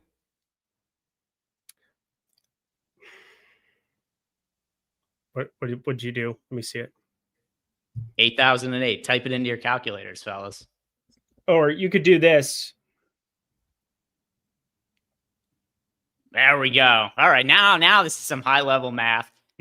Now we're doing. This is a throwback. This is everything. This stuff. This all killed. This used to kill in 6th grade. You'd get sent to the principal's office. You would have the kids on the floor laughing. There's all different ways to use I absolutely. I was doing it incorrectly on purpose, by the way. I was mocking it. It was a joke. I made the joke, and then I made another joke. So hopefully you followed both jokes. Donovan Mitchell says he will play today. So Donovan Mitchell is in. Immediate thoughts this is from the you, correct Eric, on that news. This is the correct way of doing it. I was being sarcastic before. I was making fun of the thing. It's fine. Public math is tough. We literally do it every single day. Donovan Mitchell responded to me on Twitter. No. He said nothing about it. He said he's playing today. He did? Oh, he did? That was nice of him. Yeah. He responded to me on Twitter. Donovan Mitchell will play today. Eric's math was way wrong. No, I 6'7". It was 6'7". That's what the kids are doing now. I have to it was a good time when you have to explain the joke. Really it's yeah. Oh, that's actually a good idea. I literally did the same thing, by the way. All right. Well, at least I just Craig made Porter some money. Jr. Yeah, same thing. Craig Porter Jr. Jalen Tyson. I got to get all these guys out of here. This is gonna suck. All right, so Donovan Mitchell is in, and it is good to know that information. Here's what we have for projections from Cleveland, and obviously now none of this ends up changing because Donovan Mitchell is indeed in and not out. But from the Cleveland Cavaliers, we have 11% ownership going to DeAndre Hunter. You got 6% to Lonzo Ball, 4% to Donovan Mitchell. And once again, confirmed in, so none of this is going to move around or change. I don't think anything looks all that good from Cleveland now. If Mitchell was out, that was going to create a massive amount of value, but I don't know, Eric. I don't think anything looks like anything that anybody really should be prioritizing. I've got a couple lineups with DeAndre Hunter, got a couple lineups with Donovan Mitchell, but I have no significant exposure to the Cavs. Shout out Texas Instruments on the show. I just want to, those are the good days. I liked math class. Did you like math class? I did. I always enjoyed it. Are you just going to respond to every question about the slate with something about a calculator? Yeah, TI-85. The real ones, no. Those were the GOAT days. And then you would spell boobs and flip it upside down. That was great too. I already did that on this show. I know. It was lovely. I like the work that you've put in. I just want to give it a shout out again. Yeah, I like Lamp. Are you going to answer the basketball question? Jordan Klein. All right, Eric, we got to focus a little bit here. Okay, I'm back. Sorry. Any thoughts on that? Yeah, it's going to make everything pretty hyper efficient here. I got to fix some stuff on my end now. What? We have 35 minutes. Grow up, Greg. It's a 7-game slate. Everything's spaced out. We're fine. DeAndre Hunter's probably the guy that you're playing the most. Small forward, 5,300, but I'm really not going to play a lot of these guys at all. Yeah, I mean, that's where I'm at as well. If you had to pick one Cavs guy, it's DeAndre Hunter, but in general, not really all that appealing of a team that we have for it today. I also flip over to FanDuel here and just show you guys some of the FanDuel ownerships and where we have that at the moment. Right now, the chalk over on FanDuel, it is 35% owned Austin Reeves, who has been on the heater of all heaters with no LeBron James and no Luka Doncic out there for the Lakers. I mean, Austin Reeves, he's going to lead the league in scoring at this rate if Luka and LeBron were never come back, but he's dropping big games. Yeah, massive games on a nightly basis. You got Westbrook just under 30% owned, Morant 25% owned. The ownership is very flat over on FanDuel, Eric. There's no kinds of real crazy chalk like what we're seeing over on DraftKings, but just want to let you guys know what some of that is looking like over there.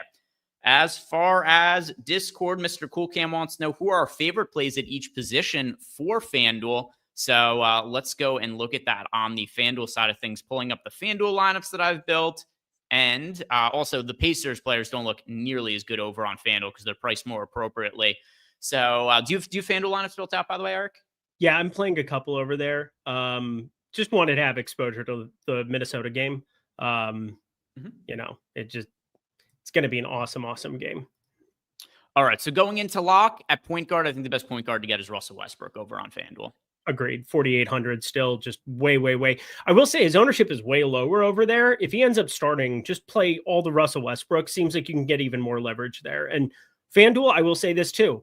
I'm shocked at how low owned the best plays are on FanDuel this year relative to DraftKings. DraftKings a lot sharper. Shooting guard. That is going to be Cam Thomas for me. Yeah, Cam Thomas for sure. Yeah. Reeves is the chalk. I get about with the field there, but coming a little bit over with the field on Cam Thomas on the FanDuel side of things. So Cam Thomas, he has been terrible to start the season. But what do we know for sure about Cam Thomas, Eric? He is never going to stop shooting, ever. Nope, ever. And his assist rate's coming up here. We've seen him drive more of the offense. It makes sense. Michael Porter Jr., black hole.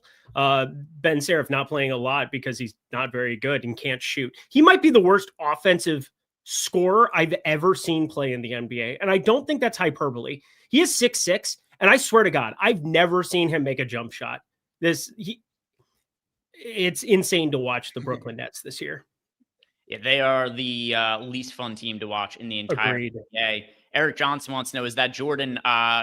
Supposedly that is the real Jordan client. You never know for sure. I've been fooled before on these sorts of things because, you know, you think it's Jordan Klein and all of a sudden Gabe Horn shows up on the screen. These are the things that happen from time to time, but I believe that is the real Jordan Klein.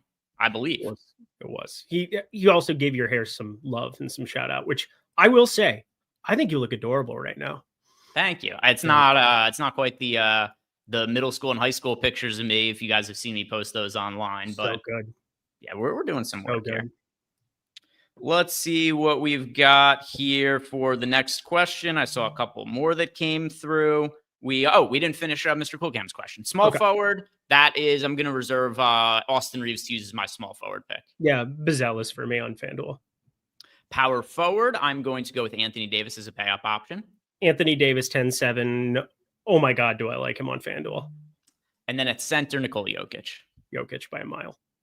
Capanicella wants to know, for leverage purposes, how viable is it to just skip the first two games? All right, so the first two games on the slate are, just making sure I have the timing right, it is Cleveland, Boston, and Orlando, Detroit. Let's see. Depends. I mean, we're still waiting on Asar Thompson news, aren't we?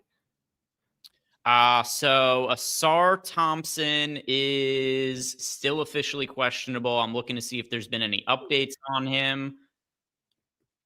If Asar Thompson ends up out, you're going to want to play something. There's going to be enough cheapies. We have Karis LeVert sitting there too with the Q tag. We're waiting on both.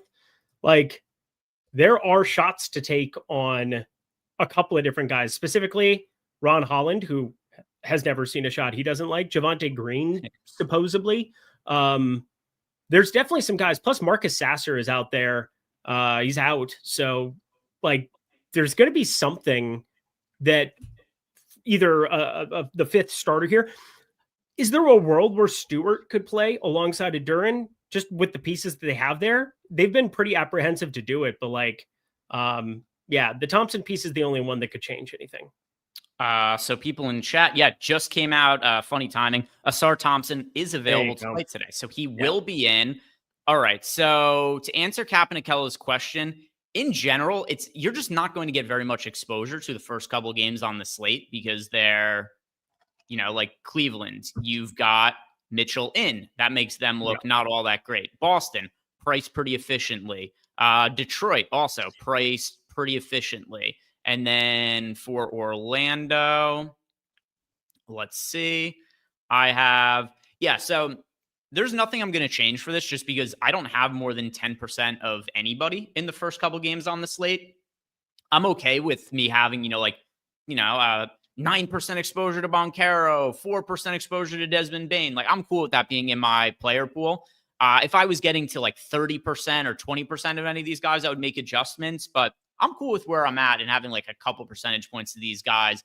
But if I was just playing one lineup, there's nobody who's high priority enough that I would have exposure to them across one lineup. But anybody who is a priority for you at all from the first two games?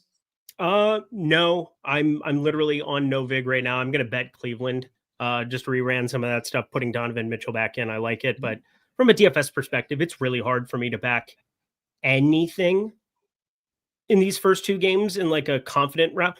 Why is Cade Cunningham shooting the ball like absolute shit, Greg? Like, what is good? Is he actually broken at the moment, or is this just small sample size early in the season? He'll be fine, because this is pretty alarming. He's got a 41% effective field goal percentage, 48.2% true shooting, 26.9 from three. I mean, he's still out there creating, still, doing enough in the rebound department, although that's been down pretty heavily this season. I don't know what's going on with Cade Cunningham, but I still don't think we're getting any kind of a discount. Orlando's been up in pace, but I don't expect it to continue. So like, it's weird that sub 10K, I have zero desire to play like a Cade Cunningham or anything there. I'll play some Banchero. I'll play some other of these spend ups. Donovan Mitchell, maybe a little bit, but like, I can't imagine I get more than like 10% of a single play in the first two games.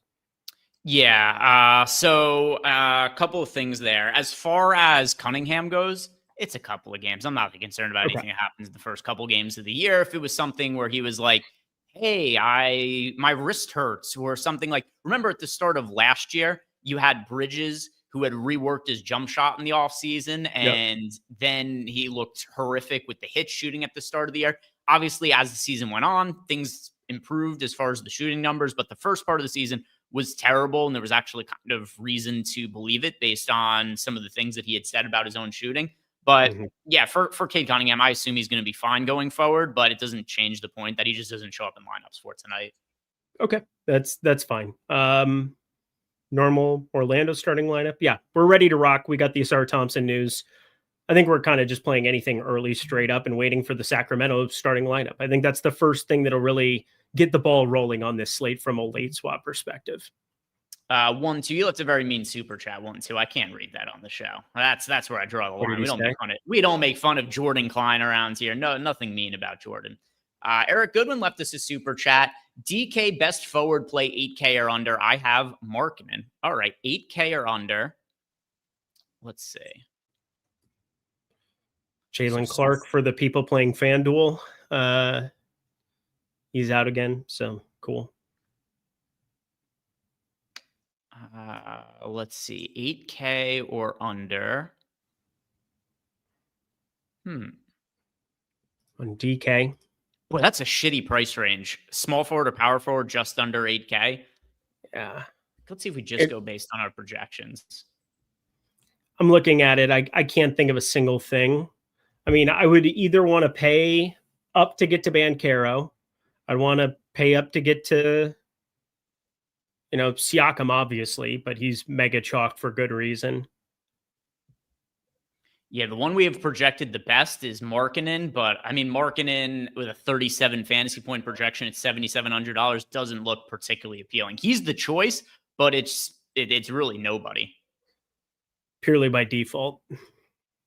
Yeah, it's either like you would reference before, Eric, either Pascal Siakam and you just spend the few $100 extra to get to him, or you're going super cheap at the position and going with some of the Pacers guys, because that's one of the other reasons also that the Pacers look really good over on DraftKings, is just because the pay-up options are so terrible at the forward spots that you're able to get, $4,500 Jarace Walker, $4,200 for Ben Shepherd.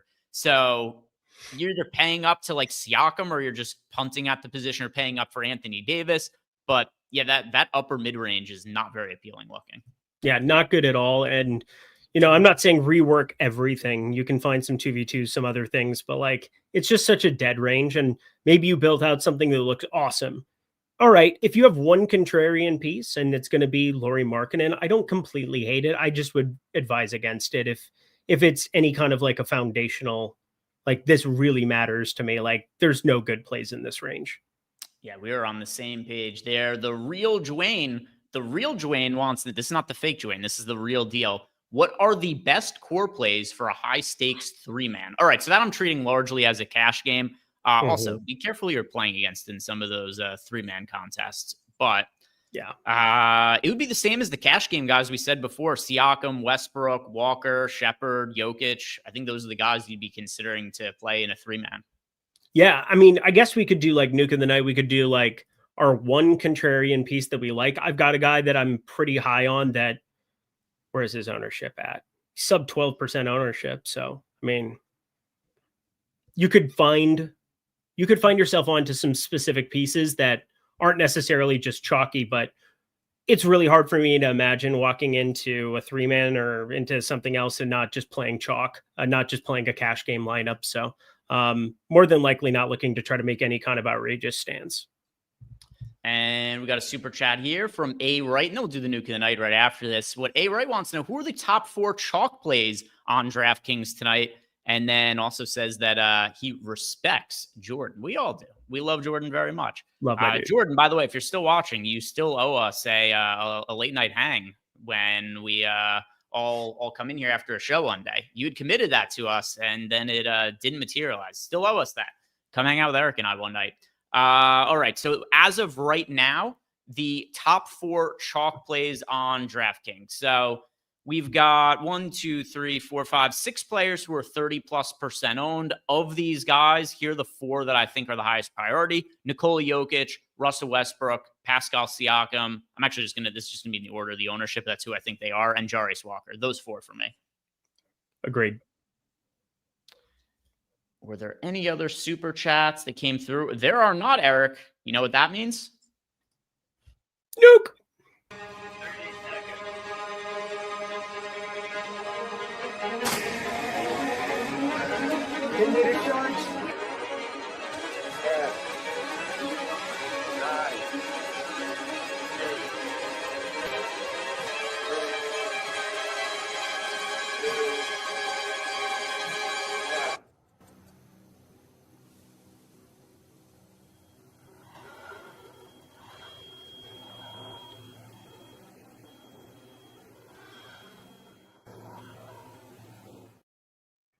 It is time for the Nuke of the Night. And Eric, there are so many different directions that we could go in here. We could either try to pick off somebody from the Pelicans that could potentially be value if Zion is out. We could go with a chalk option from the Pacers. We could go with some low-owned option that maybe nobody's even thinking about right now. But Eric, which way are you going for tonight's Nuke of the Night? So I wasn't sure what his role was going to be on this team because I didn't know what this team thought that they were, but obviously getting Chauncey Billups off of it potentially here as head coach is not a bad thing. I've never believed him to be a very good coach as is, but Drew Holiday has been just doing things for the Portland Trailblazers. Usage been up, even playing alongside a Shaedon Sharpe and a Deni Avdija. We're seeing him take shots. We're seeing him make shots. Seems like he's enjoying his time so far. And we're going into Utah. You had brought this up where actually it was Josh and I doing a show on Monday, and he brought it up where it's like, we should probably be getting to a lot of these Utah pieces. We should just be like overweight to 5-6% Lauri Markkanens in these kind of game environments. Now, Portland's not the matchup that's ideal for the Utah side, but you know what is? The Portland side facing the Utah side, where you should offensively see a major bump here. The assist rate has been there. We're seeing him really involved. Hasn't had fewer than 6 assists in a game yet so far. Usage has been up there. Low 30s minutes in any competitive spot. Drew Holiday sub 7K, pulling sub 15% ownership all day long. Your nuke of the night. So I am going to go with somebody who has really, really struggled to start the season, but I like the potential opportunity for him. We saw, about a week ago, Jason Kidd say, we need a point guard. We don't have any point guards on this team. What has happened since then is we have seen D'Angelo Russell play 29 and 30 minutes. Now, the shooting's been terrible. He shot 11 for 32 across those 2 games, but more than anything, I like the opportunity that he's getting to play minutes and take those shots. So even with those really poor shooting performances, he is still averaging 16.5 points per game and 8 assists over those couple of games. So you've got a guy here who's playing 30 minutes. He's very, very little competition for playing time because there is nothing as far as ball handlers go on Dallas. Almost like they could use Luka Doncic a little bit, that roster. Well, I guess anybody could use him because he's the Lakers could use him too because he's banged up and hurt at the moment. But I think that this is somebody who has a much higher ceiling than is going recognized right now. He's not like unowned or anything like that. In our last ownership update, we had him right around 20% owned. If I refresh some of the ownership here on screen, but I'm getting overweight to field on D'Angelo Russell, Eric, and I think there's a lot of opportunity for ceiling for him. Yeah, I think point guard is kind of the place where I want to take more of my tournament shots. We had brought up, Ray J. Dennis, Kim Kardashian's favorite. We also have a mega chalk Russell Westbrook piece. If he doesn't end up starting and we have some maneuverability, D'Angelo Russell also has shooting guard eligibility, which is really, really helpful. But overall, I definitely think it's the position where there's just so many of these mid-range guys. Trey Jones is a pretty good interesting option as well. Josh Giddey on the expensive end. There's so many good tournament plays, I think, at point guard, shooting guard specifically, but point guard, I'm with you. I'm surprised that they're going to keep rolling with the Max Christie starting situation. That was kind of a surprise to me. I thought D'Lo was going to end up starting there in that previous slate, but seeing him get to the minutes at least anyway, getting to 30 minutes, doesn't matter if he shot it like shit. Eventually positive regression shows up, and Indiana, they're going to bring pace and terrible defense. So very excited as well. So I think that's a great shout out with shooting guard eligibility. Dynasty Insights, thoughts on Anthony Black for DraftKings. Eric, you getting yourself some Anthony Black tonight? The suit is not black. No, we're not going to do that. Yeah, if this was, like a 3-game slate or something like that, then it would be a little bit more of a discussion. But for a slate that's, this many games, that's going a little bit too deep for my liking. Yeah, congratulations to him on shooting 5 for 6 from 3 tonight. Shout out Anthony Black. You're a Towel or old pal Towley wants to know our favorite 2 point guard plays on FanDuel for under 5K. All right, under 5K. Let me look at my FanDuel exposure from the Sims. All right, so one of them is this is actually pretty easy. Russell Westbrook and Ben Shepherd as of now. Super easy. If you want to go one further down, somebody that I don't think we've talked about like at all here. Let me find his current ownership. Lonzo Ball can at least do stuff from a fantasy perspective. Boston on the other side. Just wanted to give him a shout out because there's going to be a time where he just plays more minutes and absolutely eviscerates a slate. Even in low 20s minutes, he's the kind of guy who could put up a 40 burger. So Lonzo Ball, probably the answer. Tedo wants to know who is Ray J. He's a man of many talents. He is a guard for the Indiana Pacers. He is a rapper. He is a filmographer in certain circumstances. He's multi-talented. He could do a lot of things. And Eric also highlighting one of Eric's favorite talent of his. Eric is displaying for you guys on screen right now as well. Yeah, that's about right. My hands are off the screen. Let's see what else we have for questions from Discord. And while I'm pulling these up, guys, don't forget, like the video, subscribe to the YouTube channel. If you have not checked out Tails yet, go ahead and check out Tails. You can follow me for free over there. You can follow Eric for free. You get all kinds of free picks from the free expert picks feed over at Tails. You can download the app, turn on notifications. So when I'm doing things like my bankroll content, where a lot of the lines move pretty quick, you're going to get my bet. It'll get sent right to your phone if you have notifications turned on, and then you'll be able to use the deep linking to just one click. You press the bet. It is going to take you right to the book with the best odds and already have that loaded into your bet slip, and it'll be super easy to tail the bet and place it. So download the app, turn on notifications, and if you're really enjoying your time using the app, leave us a nice 5-star review and write a couple sentences. It'll only take a couple minutes of your time, and that really, really does help us to grow the app. So that is something that we very much appreciate. People ask us, what can we do to help support your free content? There are little things like that, just liking the video, subscribing to the YouTube channel, downloading the Tails app, leaving us a review, things that you guys could do. If you don't want to spend your money and sign up for a package, cool, understood. These are other things you could do that cost you nothing that really benefit us a whole lot as well. All right, the next super chat here, it is Goody. At 3 uniques, I'm still getting 100% Westbrook. Are we putting an exposure cap on him? For the record, I hate YouTube chat that automatically fills text. It is annoying. DK20 max. I have a lot of Westbrook. He's not showing up in 100% of my lineups, though. Yeah, he was in 80 of mine. So there's a lot of him, but I'm not holding it like the ring, the precious. If he ends up not starting, he's going to get completely hit eject on like 0% type. It'll be a very scary thing to watch because Russell Westbrook's always live, and this is a very, very low price tag at 4,500 in a good game environment. But it will be done if he does not start, and I'll just have to live with the result. For the record, I would not have thrown the ring into Mordor. I would have kept it for myself and just gotten up to nonsense. I think that was a total waste. But yeah, just disappear, go bang some elves, and call it a day. That'll be fun. Yeah, I would have fun with an invisible ring. There is no chance I'm destroying it. The real Dwayne wants to know, is Jokic and AD in one lineup viable? Yeah, absolutely, with the Pacers value. Yeah, it's looking really good. I have a lot of Joker AD lineups. All right. Kevin Cash App wants to know, would Dyson Daniels be an all right last man in at shooting guard over on DraftKings? I don't have a single lineup with Dyson Daniels, so that is a no for me. No, his usage it was just going to plummet. Like, it's a completely different team. You get Jalen Johnson, who was out for most of the year back, and Kristaps Porzingis. Like, those are two really, really, really shot-oriented, stat-oriented individuals. So, like, it is so hard to imagine a scenario where Dyson Daniels was going to surpass what he did last year. This price tag just needs to come crashing back down to earth. Dyson Daniels is a nice piece, but more for what he does on the defensive side of the ball. You have Trae Young. It was always going to play through Trae Young. And then you get Jalen Johnson and Kristaps Porzingis back. We got to wait a couple of weeks before Dyson Daniels is a thing.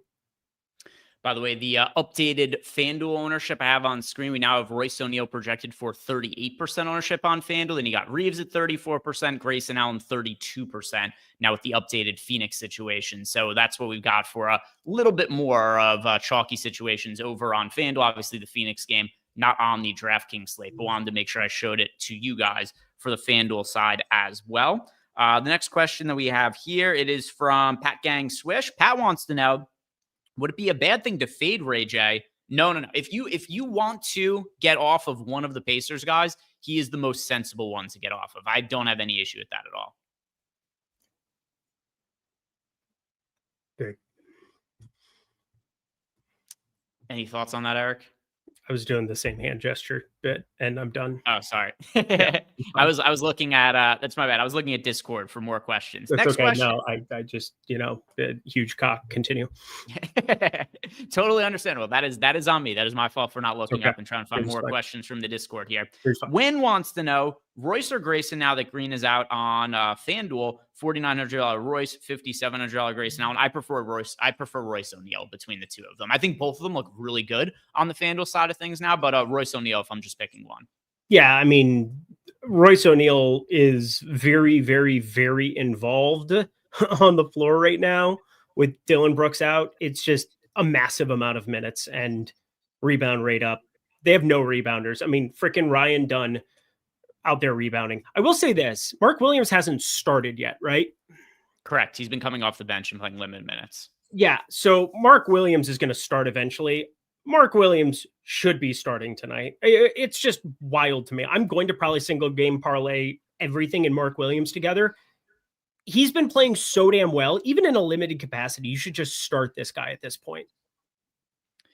It's possible. I don't know what kind of medical limitations he has, which could be part of the Fair. reason for it. I do agree with you. Eventually, he's going to be in the starting lineup for them, though. And he's going to smack because there is nobody that is rebounding around him. And it's going to be a lot of the Devin Booker pick and roll. They've got Allen, they've got Royce O'Neal on the corners, just sitting out, waiting to get their shots up. But overall, Mark Williams is going to be very fantasy viable here. And that price tag is just abnormally small in like every slate he's been on. So get ready for Mark Williams conversations as well.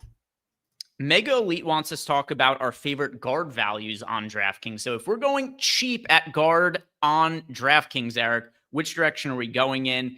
We've kind of indirectly talked about this in passing, while not specifically us saying these are our favorite guard values. But the reality is, with the information that we know right now, it's Ben Shepherd who's shooting guard eligibility. It's D'Angelo Russell, who was my nuke of the night. It's Russell Westbrook, who at the very least we want to have in our lineups going into lock, because there's still a chance that he ends up starting again. Even if I don't think that's the most likely scenario, it's a possibility. So I want to at least have him in lineups to begin with heading into lock. Anybody else want to add to that mix as a favorite guard value? Okay. Yeah, we'll do guard value. And then there's one guy specifically that I think we need to have a conversation about. We need to have a Josh Minot conversation. It's kind of an interesting one, but guard, I mean, we talked about Nuke in the night. We talked about everything else there, but the best plays are Russell Westbrook, Ben Shepherd, Ray J. Dennis, and they're expensive. D'Angelo Russell, point guard, shooting guard. Like, we covered all of the guards pretty extensively, but I think there's a lot of really good tournament plays to kind of mix and match. Let the Sims do a lot of the heavy lifting for you. And then if you have some specificity you want to make on a couple of lineups, that's kind of what I did. I favorited a couple of my favorite Drew Holiday lineups. They weren't the very top Sim ROI spot, but like, we can all see the world where Drew Holiday gets a double-double sooner rather than later with this role that he's got on this team. I mean, he's doing so much on the offensive end compared to his time in Boston. So what is it that you wanted to bring up with Josh Minot? He's not in lineups for me, by the way. He's 4K, and I'm having a tough time figuring out what I want to do, if anything, with it. But I just reran one more run of The Sims, and he was in my top ROI lineup, and it's got me a little freaked out. I'm trying to figure out exactly what I'm going to do, because I'm not going to play this lineup in single entry. But Josh Minot is in 28% of my lineups currently, and I think that's just way too much. And I'm trying to trim back on it, but Sims are getting me to him, and I'm not sure why. Yeah, so I think I have Josh Minot in, I'm uploading my lineups right now, so I'll have to go back and look. But off the top of my head, I have Minot in 1 out of my 150 lineups for tonight. So he's somebody who is going to be difficult for me to really push people towards. But yeah, Josh Minot, he has been starting, but I'm not really sold on him as a fantasy producer. Me either. And he wasn't very good with my Minnesota Timberwolves in relief spots. I mean, there were so many other higher fantasy point per minute guys, whether it was Dillingham, now it's Bones Highland, whatever else. But like during his tenure, he was fine, but I'm just a little surprised that he was showing up for me as much as what he was, just because I reran some stuff and couldn't believe that he was showing up that much. He started, yes, but he shot it pretty darn well. I don't see a lot of usage coming his direction with Simons on this team, Peyton Pritchard and Jaylen Brown in the starting lineup next to him, obviously, but wanted to at least talk through that one. Yeah, 13% usage rate for him so far this year. In the limited amount of time we saw him play last year, he averaged 6 minutes per game and 5.5 fantasy points. So, you know, if you were to expand that out and give him mid-20s minutes with his per minute rate last year, you'd be looking at right around 20 fantasy points. And if you look at his playing time in recent games for Minot, he did play 28 minutes last game. However, that game was a blowout, and he played the entire garbage time. He played the entire fourth quarter, or just about the entire fourth quarter of garbage time there. I don't think his role is very secure. I don't either. And I just wanted to have that conversation in case people were building and running into the same thing as me, because I do not want to do that. All right. Some super chats that came in here. We've got one from Eric Goodwin. Eric wants to know. Eric's a bad man. AD and PJ or Siakam and Markkanen for DraftKings. I mean, Siakam is by far the best option of all of those guys. Markkanen to me is by far the worst. Yes. I'm going to say Davis and Washington. I don't love Washington either, but at least he shows up in 17% of lineups for me. I've marked it in 2% of lineups. Yeah, I'm with you. Or at 14, how many Pacers did you cap them at? 3, 4, 5? I just kind of play it how the Sims give it to me with the Pacers. I would imagine I don't have any more than 4 Pacers in a lineup, though. Yeah, I'm looking through. Let me actually just see. I can search and see if any of my favorited 50 lineups are. I have one lineup with 4. Nope, I have 4 lineups with 4. I have 22 with 3. I have 20 with 2. All right. Yeah. So we're at 14. And that'll change, by the way, very cheap, which makes it, it's not like you're rostering a bunch of guys for like 8K. It's almost all of the guys outside of Pascal Siakam. Jarace Walker, $4,500. Ray J. Dennis is $3,800. You've got Ben Shepherd is $4,200. You've got Tony Bradley, who I don't mind as a contrarian option, is $3,500. So if you played a few of these guys, it's not unrealistic to think a bunch of guys who are on, even though they're on the same team, that are $3,500 to $4,500 could each score, like 25 fantasy points or something like that. By the way, I did that wrong. I have 33 lineups of my 50 that have at least 3 Pacers. All right. So, a lot. All right. Rapid fire. Let's get through some of these questions in Discord as quickly as we can leading into lock. Win wants to know Jaylen Brown or Evan Mobley on FanDuel. That is Jaylen Brown for me. Jaylen Brown. M. Grizzly, what settings were we using in The Sims for the big $5 tourney tonight? Marquee for the contest archetype. And then also, it's 28% to first. So 30% is what you should be rolling out as the payout to first. And then what is my Westbrook ownership going to lock? I have 70% of Westbrook heading into lock. For yourself, Eric? 80. It's been right around 80. 82% in 50 lineups. Stokes, is there a thing as too much Jokic tonight? If you had him in all your lineups, I would not think that is a massive issue. I currently have Jokic in 60% of my lineups heading into lock. Is there a number you think is too high of Jokic to have? It's really hard to say too much. I have 64%. Josh plays DFS wants to know, do you like big butts and you cannot lie? For that question, I mean, occasionally we tell little bit lies here and there, because I don't actually have NBA inside information. But yeah, Greg noticed that butt was stuffed. He's hooked and he can't stop staring. Yeah, you gotta tell some convenient lies here and there. Mr. Coolcam, favorite center play on FanDuel, Nikola Jokic.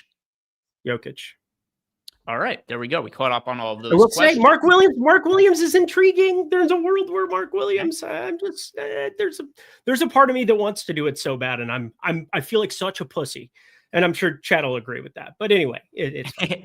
Well, you could get exposure to him without him being your favorite player at the entire position. I just think he is such a good tournament play. Like it's coming. He's 7,200 on FanDuel. Never mind. Play 0% Mark Williams. I'm a liar. Absolute liar. I was like, I needed to look at it. I assumed he was going to be like 5K or something. Nope. Play 0%. Continue on. Well, there we go. The entire Mark Williams has run its cycle there for Eric. Any final thoughts as we head into lock? And once again, guys, if you haven't done it, like the video, subscribe to the YouTube channel. Josh and I are going to be over on playback in about 90 seconds from now. But Eric, for yourself, any thoughts you have heading into lock, anything that you did not get off your chest over the course of the show that you want to make sure the audience knows about it before Josh and I head over to playback? Zion Williamson, that's the big piece you want to be paying attention to. You have Cam Johnson on the other side of that game, I think less impactful just because we know who's going to be getting all the usage and all the opportunity on the Denver side. I guess you would get one other piece of value you could turn some of that Indy pieces to, but you got Zion Williamson. If he ends up being out, we've got to try to just make Jeremiah Fears a thing again. It was a brutal. I don't know if he's going to be a good NBA player or not. Probably not, but he's definitely a guy who will go out and chuck. And so he'd probably be your de facto starter again. That's what they did last time out. I assume that's going to be what they would do this time out. Maybe not because he played horrendous, but we've seen Karlo Matkovic, get spot starts last year. I doubt that ends up being the thing. Looks like Jeremiah Fears for me. You also get an opportunity for Sadiq Bey to walk into a bigger role. He was super popular, 15, 16% when they threw out the wrong starting lineup. But pay attention to that news because Zion confirmed matters. Yeah, so Zion Williamson, that is going to be something that Josh and I are going to have to cover over on Playback. What else are we waiting for? Well, will Russell Westbrook start again today? That's a key piece of news that can be covered over on Playback as well. So Josh and I heading on over to Playback. I just posted the link in the YouTube chat, so you guys could click on that if you want to watch the games with us over on Playback. Other than that, guys, like the video, subscribe to the YouTube channel. Good luck with all your lineups. See you over on Playback. Peace.